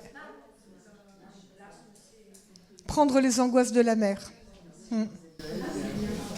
Si on est dans l'anatomie des oreilles, parce que moi je suis malentendante. Les 3 singes, je ne veux pas entendre, je ne peux pas parler, je ne veux pas voir. Le secret. Je ne veux pas entendre, je ne veux pas voir, je ne veux pas parler. Le muet garde le secret de famille. Le mythomane, c'est celui qui refait l'histoire, qui raconte des choses auxquelles il croit. Hein, c'est différent du menteur. Le mythomane garde le secret de famille et pour être sûr de ne pas dévoiler le secret de famille, il raconte des histoires. Le menteur, lui, ment et sait qu'il ment. Mais il ment parce que s'il dit la vérité, il va dévoiler le secret de famille. Donc il ment. Et celui qui n'entend pas. Et bien celui qui n'entend pas, c'est parce que vous ne voulez pas entendre. Alors ce n'est pas forcément un secret, c'est que vous ne voulez pas entendre quelque chose. Mais ça, il n'y a que vous qui le savez, je ne peux pas le savoir à votre place. Oui, non, mais comme c'est de famille à une famille... C'est transgénérationnel. Mon fils vient de déclarer une spondylarthrite. C'est quoi ça? Il a... Ouais, je sais pas trop. C'est quoi? C'est musculaire, il me semble que c'est musculaire. Non, oui, C'est musculaire? En fait, c'est une inflammation générale. C'est une sacro-iliaque, en fait. Il a une très maladie. Oui. C'est une inflammation des jonctions articulaires. Et on lui dit que c'est une maladie auto-immune. Ah oui, mais quand ils ne savent pas, c'est des maladies auto-immunes. Quand ils ne savent pas ce que c'est, ils disent ça parce qu'ils ne savent pas. Il faudrait qu'il aille voir. Il habite où? Il est dans les Yvelines, dans 70. Il est loin. Il vient jamais vous voir? Ben, je vais vous donner. Il faut qu'il aille voir Michael Hughes. Il va le débloquer, lui, bien comme il veut. Ah oui, il est à Villeneuve-d'Ornon. Je peux vous dire qu'il débloque les gens, pas lui. Lui, il débloque pas du tout. Je vous donnerai. Alors, je ne peux pas vous dire comme ça. Moi, quand il y a une maladie, je vais chercher l'histoire. Et c'est avec l'histoire que je trouve l'origine de la maladie. Parce que vous pouvez avoir une maladie, plusieurs personnes, et pas forcément la même histoire. C'est dans la famille, ça serait les mêmes maladies du sang. Et bien sûr, c'est héréditaire, c'est ce qu'on vous a... Ben oui, c'est héréditaire, donc on ne peut rien y faire, c'est comme ça. Ben oui, je sais bien. Ben ouais, mais bon. C'est ça, il faut aller chercher. Me vient, quand je vous regarde, peut-être quelqu'un qui est mort d'une hémorragie. Peut-être. Mais pour ça, il faudrait aller chercher l'histoire. Après, on n'est pas obligé de connaître l'histoire. Par exemple, on peut prendre l'ancêtre qui a déclenché cette maladie de sang et on travaille dessus. On n'est pas obligé de savoir à quelle génération il est, ni ce qui s'est passé. Ouais, parce que des fois, ce n'est pas la peine de savoir ce qui s'est passé. Ce n'est pas utile. OK? Vous avez encore des questions? Oui? Tout à l'heure, vous disiez qu'on commence souvent à travailler sur les... Parents. Et après, jusqu'aux arrière-grands-parents. Oui, en principe, on remonte jusqu'aux arrière-grands-parents. Alors, quand on n'a pas la connaissance de ça, tu vois, vous donniez l'image de au-dessus de moi, tout le monde est mort. Vous racontiez cette histoire. Je suis dans ce cas-là. C'est-à-dire que je ne peux plus aller chercher d'informations. Et alors, je suis remontée en faisant des recherches sur mes grands-parents. Alors, mes arrière-grands-parents, c'est le... Mais c'est vous qui avez un grand-oncle qui est mort en déportation dans un camp? Votre grand-père va travailler déjà là-dessus. Vous allez voir, ça va bien débloquer les choses. Hein. Des fois, il n'y a pas besoin d'aller chercher ailleurs. Du coup, j'ai pas d'infos. Oui, mais vous avez l'info la plus importante, je pense. Hein, quelqu'un qui meurt dans un camp de concentration, c'est pas banal non plus. Hein. Oui. J'ai deux grands arrière-grands-mères qui sont décédées très jeunes. Oui. Une fausse couche, enfin une suite des couches, et l'autre d'une péritonnite. Donc j'ai jamais connu. Est-ce que nous on est remplaçants? Ça dépend quel âge avait votre grand-mère quand elles sont mortes. Là, vous me dites arrière-grand-mère. Non, c'est des grands. Lui c'est grand-mère, l'autre c'est arrière. Alors la grand-mère. Quel âge avait votre mère ou votre père quand la grand-mère est morte? 7 ans, 6-7 ans. Et bien voilà, vous la remplacez. D'accord. Et donc, c'est la mère de votre père ou la mère de votre... Eh bien, vous êtes la mère de votre père. Voilà. Ah. Et donc, ce serait bien que vous repreniez votre place de fille. OK? Voilà. Après, si ça vous convient, vous pouvez rester comme ça. Hein. Je ne sais pas en quoi ça a pu influencer. Alors, vous êtes devenue la mère de votre père. Vous avez des enfants? Voilà.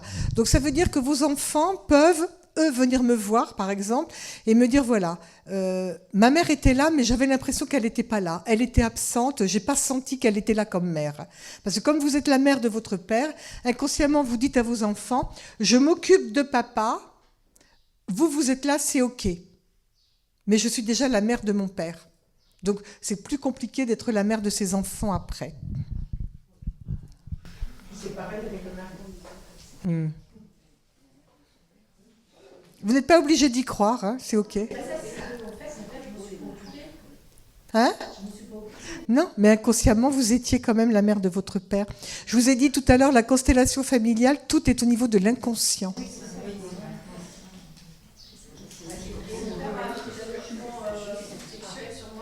Ben oui. Donc il a couché avec sa mère. Ben ouais. Et donc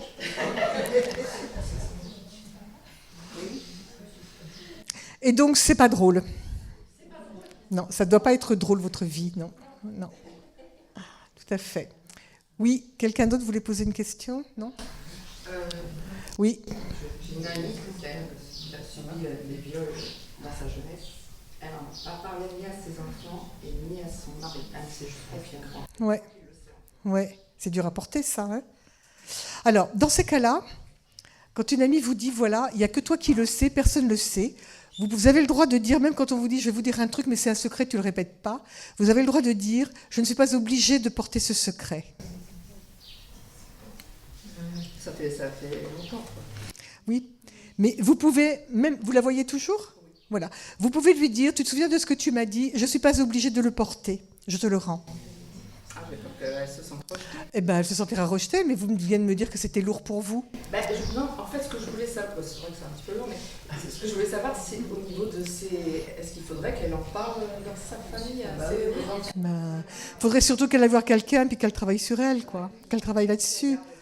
Parce qu'en plus, sexuellement, avec son mari, ça ne doit pas être ça, quoi. C'est obligé, hein. Non, c'est obligé. Donc, et puis c'est surtout que ses enfants, ils vont se faire violer aussi.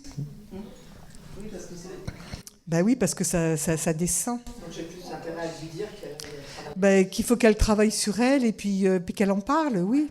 Parce que c'est vrai que ça me paraît chez évidemment, c'est très lourd à porter, un truc comme ça, même de la part d'une amie. Hein. Et oui. Mais elle va peut-être plus être son amie après. Oui, mais au moins elle sera libérée. Elle sera soulagée. Ou ça se trouve, elle sera toujours son amie en disant, je te remercie, c'est bien ce que tu m'as dit, ça m'aide. Ouais. Des fois, il faut être un peu égoïste, effectivement, il faut penser à soi. Alors, la constellation familiale se fait en groupe ou en individuel. Ne me demandez pas ce qui est le mieux, c'est pareil. Le principal, c'est le résultat. Tu as fait les deux, toi, le groupe et l'individuel ? C'est pareil. Voilà. Le résultat est le même. En individuel, ça dure une journée. En groupe, ça dure à peu près 1 heure. En groupe, vous êtes face à face avec moi. Vous n'avez pas peur ? Oui, qu'est-ce que j'ai dit ? Je commence à fatiguer, peut-être. Voilà, en individuel.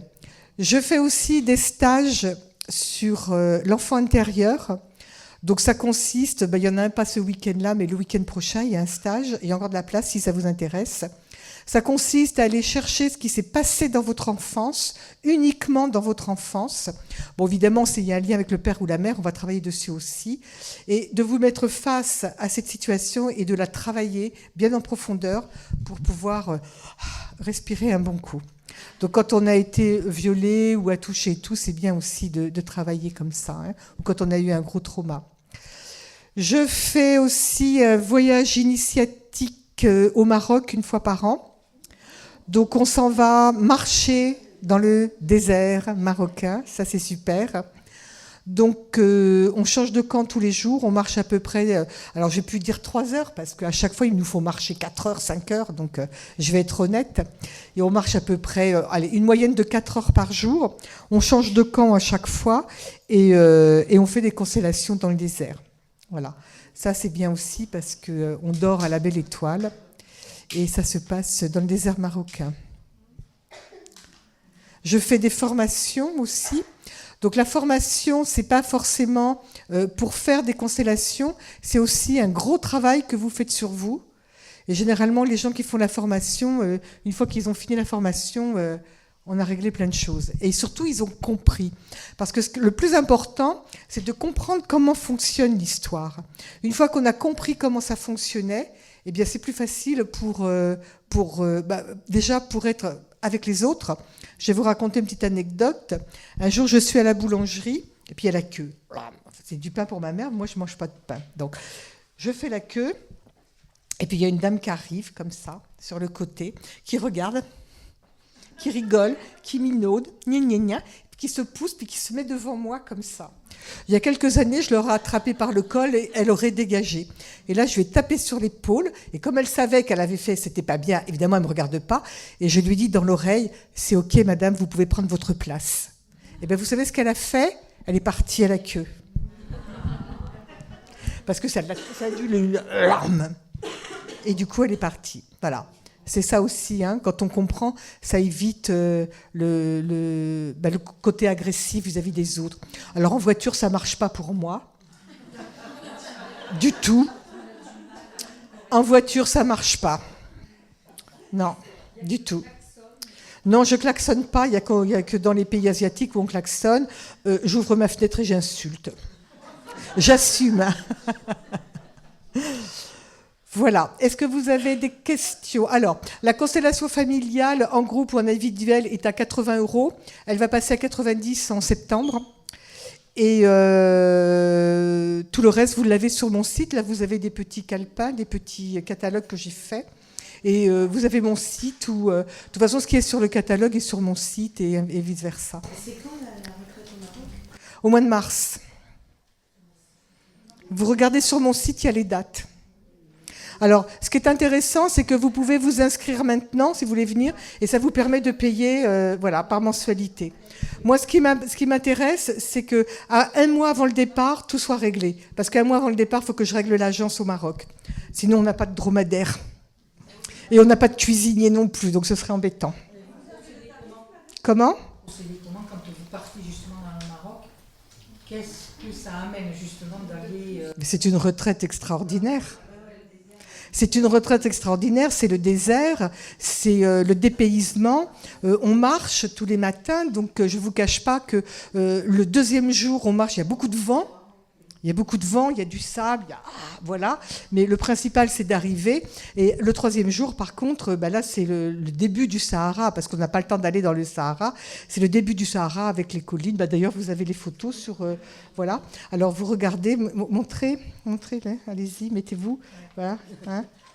C'est moi, en haut de la dune. J'y tenais.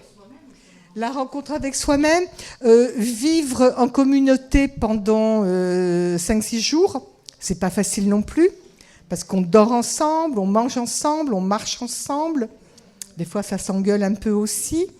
On travaille, on fait des constellations, on parle, on fait des groupes de parole. Il se passe plein de choses, Comment? Pas plus de 10. Pas plus de 10. Non, parce qu'il faut gérer quand même. Hein. Je suis toute seule, donc pas plus de 10. Eh bien, vous avez la dune du Pilat pour vous entraîner. Alors, au mois de mars, il ne fait pas très très chaud. Hein. Non. Ah, la nuit, il fait froid. Donc, moi, personnellement, je dors dehors dans le sable, donc il faut vraiment un bon duvet. Après, je vous dis ce qu'il faut amener pour être à l'aise. Hein. Voilà, il y a des étoiles filantes que j'ai jamais vues. Tout le monde voit des étoiles filantes sauf moi. Je suis punie d'étoiles filantes. Je ne sais pas pourquoi, et c'est à tel point que je suis couchée dans le désert. Il y en a une qui a, là, au radiateur, elle fait l'étoile filante et moi je suis là. Je l'ai pas vue. J'ai pas vu, je la vois pas. Ouais. Et ben voilà, on voit pas les étoiles filantes, on sait pas pourquoi. Après, dans le désert, on voit plein de choses. Hein. Ok. Est-ce que vous avez d'autres questions? Est-ce que vous avez tout compris? Est-ce que j'ai bien exprimé, expliqué? J'ai oublié sûrement des choses, oui. Juste une chose, vous dites que la constellation en groupe, ça ne dure qu'une heure. Non. La constellation en groupe, ça dure la journée. Et la constellation individuelle, ça dure 1 heure. J'ai dit le contraire? Comme quoi, il ne faut pas croire ce que je dis. Voilà, je voulais voir si vous suiviez. Donc, les constellations de groupe, il y en a une par mois. Celle du 28 juin, elle est pleine. Donc, en juillet, il n'y en a pas parce que je m'en vais en vacances. Il y en aura une fin août et après, il y en a en septembre, octobre, novembre. Oui. Et individuel, le tarif? Pour l'instant, c'est 80 € jusqu'au mois de septembre. Après, ça passe à 90. C'est le même prix. C'est le prix de la constellation. Et ça se passe où en collectif? À Senon. À Senon. Oui. Ben voilà. Ça se passe à Senon. Alors oui, il faut venir, mais c'est pas si loin, je suis bien venue, moi. Ah non, c'est pas loin, et puis en tram, on fait... Moi, Alors attention le tram, parce que là, le tram, il est coupé. oui, mais là, de toute façon, vous ne recevez pas de... Mais si. Pourquoi vous me dites que je ne reçois pas? Mais en constellation, vous avez dit qu'elle était prête. La constellation du 28 juin. Mais après, en semaine, en individuel, oui, je reçois. Mais le tram, il va reprendre. Oui, 31 août. Mais le tram, il ne vient pas jusqu'ici.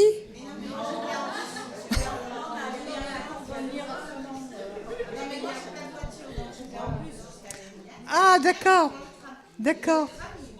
Alors, le tram, il est direct. Sauf que là, il faut descendre à Sainte-Catherine, traverser le pont de Pierre et le reprendre à Stalingrad.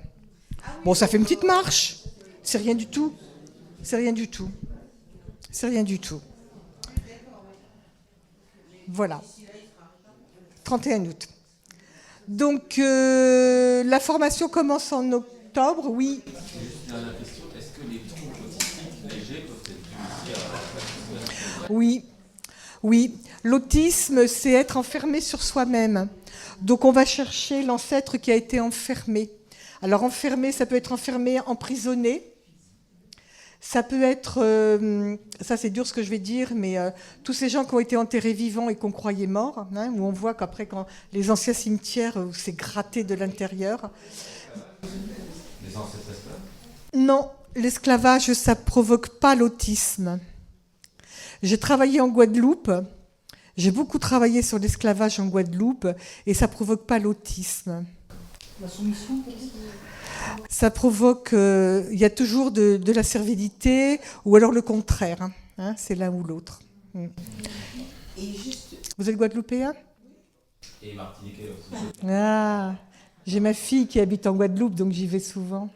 En fait, je pose la question parce que je pense que j'ai peut-être un léger trouble autistique de ce qu'ils appellent en neurosciences le cerveau en arborescence. Oui. C'est-à-dire qu'on a le cerveau qui se pose une question à la Oui, question, oui. on croit bien ses pensées, oui. On se perd. Oui. En fait, moi, c'est dans des cours particuliers, puisque je suis enseignant, que j'ai compris comment, pour aider mes élèves, ben, ça m'a aidé aussi moi. Oui. Mais je sais pas si... Mais pourquoi vous voulez travailler dessus? Ça vous gêne? Non. Si vous arrivez à le maîtriser maintenant et à le gérer, bah c'est bon. C'est bon. Pour savoir s'il y avait un lien... Oh, sûrement. Mais c'est pas la peine d'aller chercher. On travaille pas, on va pas chercher ce qui gêne pas. C'est pas la peine. Ce qui fonctionne et ce qui gêne pas, on va pas le chercher. Alors en Guadeloupe, évidemment, on a beaucoup travaillé sur l'esclavage, énormément, hein, parce que malheureusement, il y a encore beaucoup de Guadeloupéens qui sont encore devant le blanc, un peu comme ça, et ça m'énerve profondément. M'énerve aussi le blanc qui se croit supérieur. Hein, j'appelle ça du blanchisme, et c'est insupportable. Hein. Insupportable. Oui. Par rapport à l'autisme, ouais. Vous travaillez du coup, par exemple, à l'enfant? Non, on ne travaille pas sur... D'abord, je ne travaille pas avec les enfants. Ça passe par la mère. Tant qu'ils sont majeurs. L'ancêtre n'est pas content. L'ancêtre me dit dégage. Je ne travaille pas avec les enfants. Je prends de temps en temps des adolescents, si je connais les parents et si les parents viennent avec moi, avec eux. Hein. Je ne les travaille pas toute seule, je n'ai pas le droit. Je ne suis pas assermentée médicalement, rien du tout, donc je n'ai pas le droit. Je ne suis pas psychologue, je n'ai pas le droit. Et on ne travaille pas sur un enfant qui est majeur, parce qu'on estime qu'il est majeur et qu'il peut décider de lui-même. Je le fais uniquement quand l'enfant c'est un tanguy. Hein.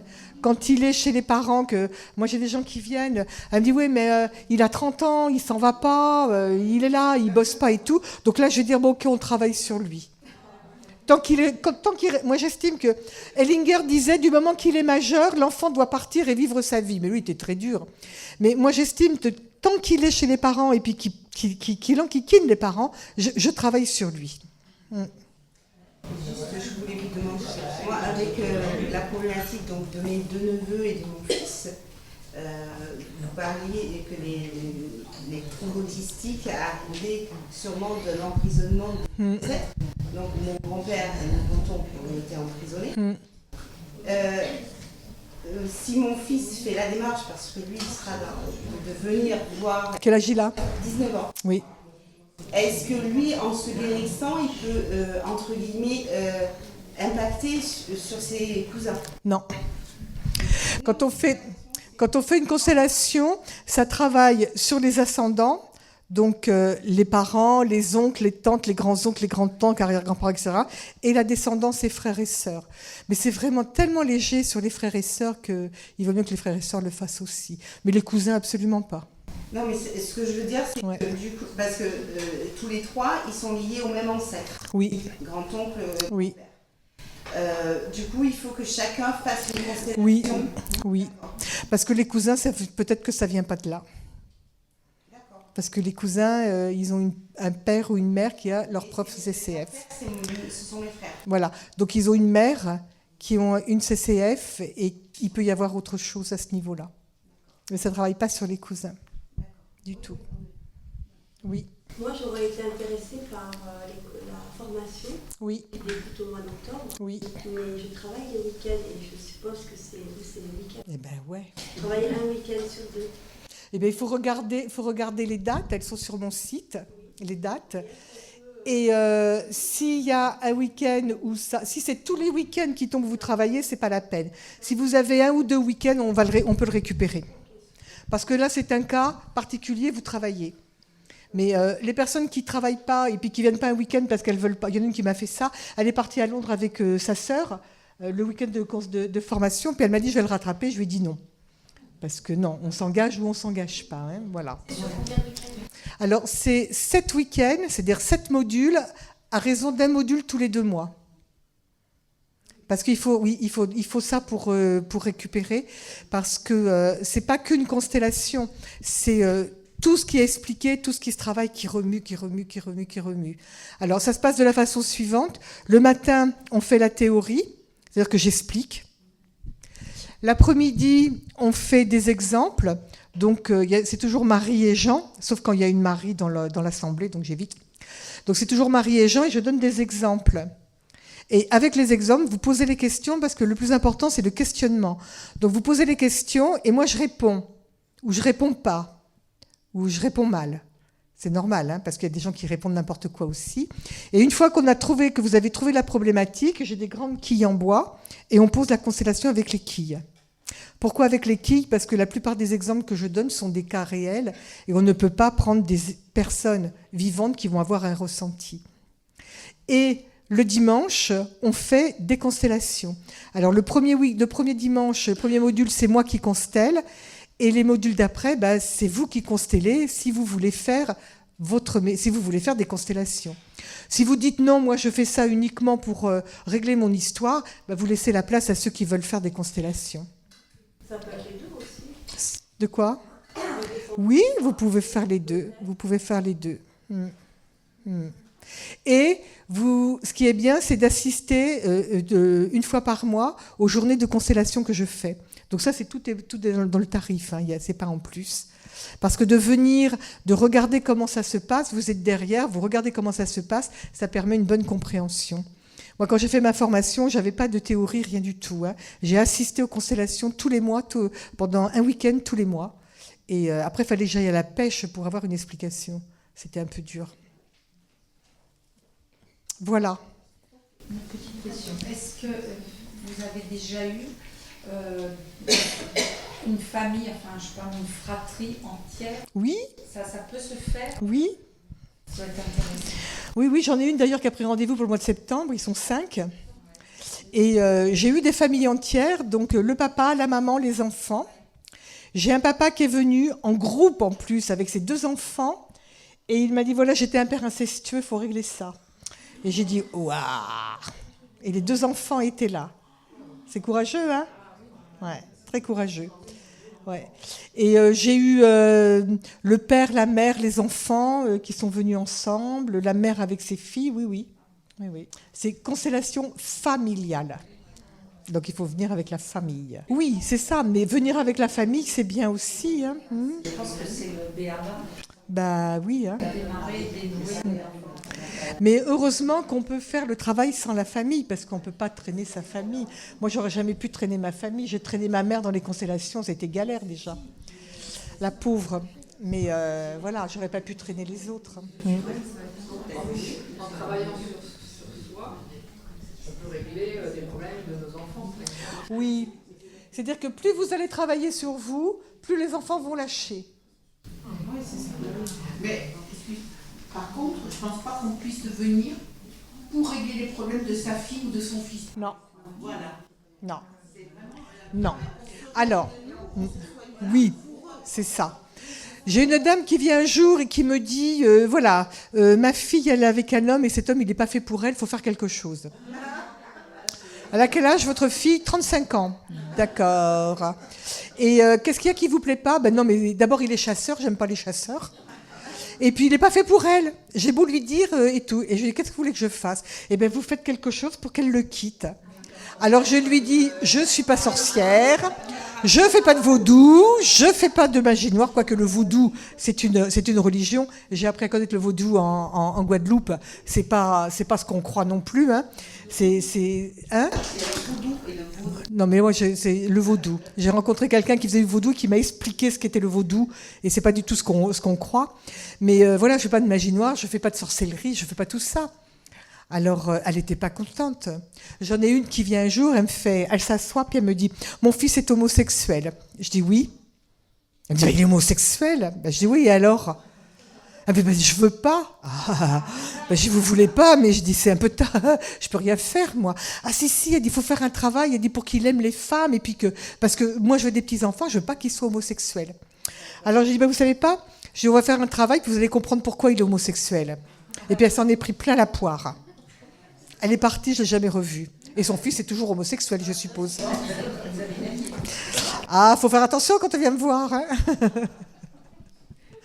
Mais c'est assez rare qu'il y ait des gens comme ça qui viennent pour... voilà. J'en ai une il n'y a pas longtemps, elle voulait travailler sur sa sœur, et je lui dis qu'elle ne pouvait pas. Déjà, elle était allée chercher sa sœur à Paris, elle l'avait presque enlevée parce qu'elle n'était pas bien avec son mari, avait-elle décrété. Et elle voulait que je travaille sur sa sœur, et j'ai eu beau lui expliquer que je ne pouvais pas, elle était très en colère. Et donc, et j'ai appris plus tard que sa sœur, elle est retournée chez son mari, quoi. Voilà. On ne peut pas travailler sur quelqu'un. On n'a pas le droit. Imaginez que quelqu'un vienne me voir et puis dise, comment vous appelez? Corinne. Voilà. Moi, j'ai mon amie Corinne, là, elle fait, ça va pas du tout. Hein. Il faut vraiment travailler sur elle parce qu'elle rencontre des mecs, c'est pas possible. Vous n'aimeriez pas ça, hein? Ben voilà, c'est pareil. On ne peut pas travailler sur nos enfants non plus. C'est très difficile, hein, parce qu'il y a des mères qui viennent et puis les enfants sont drogués, en galère et tout. Et je ne peux pas, je n'ai pas le droit, je ne peux pas. On ne peut pas. Mais quand on travaille avec la mère, elle peut faire son chemin, au contraire. Pourquoi C'est ça. C'est ça. Mais ça peut être une ouais. pour elle. Tout à fait. Oui. Mais quand on travaille sur nous, on ne perpétue plus. Oui. Tout ce que vous travaillez, c'est réglé. À condition de trouver quelqu'un qui fasse bien le travail. Hein. Faut faire attention aussi. Mais, et plus vous travaillez sur vous, plus vous lâchez, plus les enfants lâchent. J'avais une copine, son fils, il faisait que des conneries. Donc elle passait son temps à aller le chercher au commissariat. La nuit, il n'y avait pas d'heure et tout. Et puis elle n'en pouvait plus, quoi. Elle lui disait, il faut que tu arrêtes, gna, gna, gna. Et puis un jour, le téléphone sonne, puis c'est le commissariat, il dit, vous venir chercher votre fils, on l'a arrêté. Elle a dit, gardez-le, ça n'a aucune importance. Elle a raccroché, elle s'est endormie. Elle a lâché. Le gamin, il n'a plus jamais été arrêté. Il a arrêté. Sa mère a lâché, il a arrêté. C'est elle qui a arrêté. Ben ouais. Alors, c'est pas facile hein, de lâcher comme ça quand on a des problèmes avec les enfants. Mais plus on lâche et plus les enfants, ils lâchent aussi. Voilà. Et des constellations en couple, ça se fait? Oui. Ça doit être extraordinaire. C'est pas triste. C'est pas triste. J'ai fait, pendant un moment, je faisais des stages sur le couple. Bon, j'ai arrêté parce que j'ai besoin de vivre aussi. Hein, je peux pas travailler tout le temps. Et une dame arrive... très sensuelle, très sexy et tout, mais bon, une bonne 50aine d'années quand même. Elle vient me voir et puis elle me dit, je te préviens, j'ai des amants, il est hors de question que mon mari le sache. Je dis, c'est pas moi qui vais lui dire, hein, si tu me le dis pas, je peux pas le savoir. On passe tout le week-end Et à la fin, je demande aux gens, bon voilà, gna gna. Et le mari, il dit, eh bien moi je te remercie beaucoup parce que maintenant je peux accepter que ma femme ait des amants. En fait, il le savait, évidemment. Arrêtez là. Il y a aussi une fois un homme qui m'a téléphoné en disant que sa femme l'avait quitté, que c'était de ma faute. Ben non, c'est pas de ma faute. Hein. Ben non. Après, quand vous êtes en couple, s'il y en a qu'un qui travaille, ben vous allez monter, puis lui reste là, puis après on se rencontre plus. Donc il faut que les deux travaillent, pas forcément sur la même façon, il faut que les deux travaillent pour pouvoir monter ensemble, parce qu'à un moment on se rejoint plus. Et quand on se rejoint plus, ben, il n'y a plus de raison d'être ensemble. De rien. Oui, en plus je vous regarde en disant ça.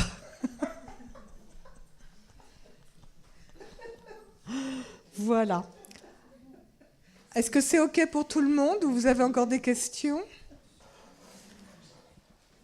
C'est bon ? Eh bien, je vous remercie beaucoup. Merci. Et puis, peut-être à très bientôt pour certains d'entre vous.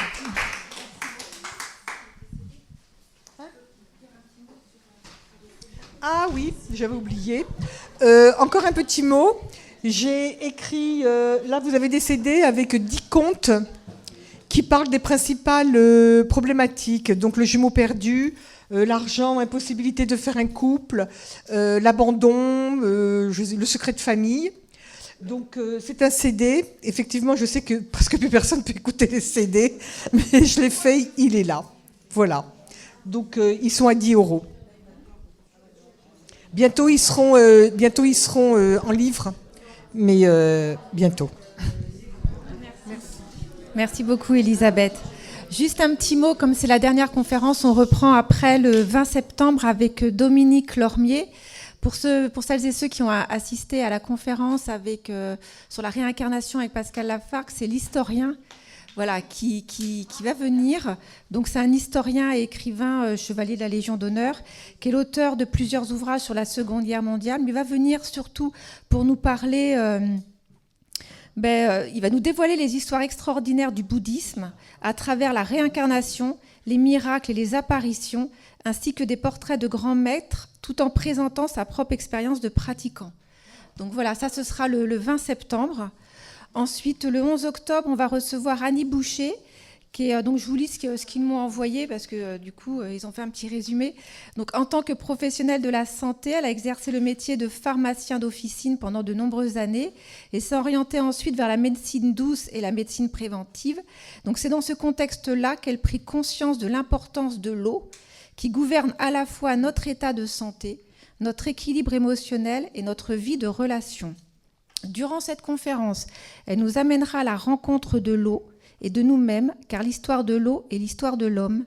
Elle parlera de la mémoire de l'eau et répondra à la question « Quelle eau boire pour notre bien-être et notre santé ?» Ça, ce sera le 11 octobre. Ensuite, le 22 novembre, donc pareil, je vais vous lire le petit texte qu'elle m'a envoyé. « Et si votre ADN était bien plus qu'un simple code génétique, et s'il portait un langage caché, capable d'influencer votre bien-être, votre vitalité et même votre évolution personnelle. Florence Pousset, docteure en neurosciences, va nous inviter à un voyage au cœur de cette dimension vibratoire de notre être. Lors de cette conférence, elle explorera comment nos cellules émettent et reçoivent des informations, l'impact des fréquences vibratoires sur notre santé et notre bien-être, les clés pour mieux comprendre et harmoniser notre ADN. Voilà, ça c'est le 22 novembre. Et le 23 novembre, elle nous fera un atelier sur, je crois, le chemin de vie. On n'a pas encore eu le temps de voir ça ensemble. Bon voilà, les dates sont bloquées, les salles sont réservées. J'ai pas eu le temps de mettre encore sur le site, c'est pour ça que j'ai pris tout ce qu'ils m'ont envoyé. Et le 13 décembre, c'est une actrice qui s'appelle Stéphanie Créancourt. Donc là, j'ai pas reçu son texte, elle est en tournage. Donc vous avez pu la voir dans des séries. Elle a vécu quelque chose qu'elle n'arrive pas à expliquer. Elle a fait tout un chemin spirituel en allant voir des scientifiques, des médecins. En fin de compte, elle a fait une petite enquête parce qu'en plein tournage, elle était là, alors elle m'a expliqué en plein tournage, elle était là, puis d'un seul coup, elle voit une fenêtre, elle se met à étouffer, quelque chose lui serre à la gorge et une envie folle de se défenestrer.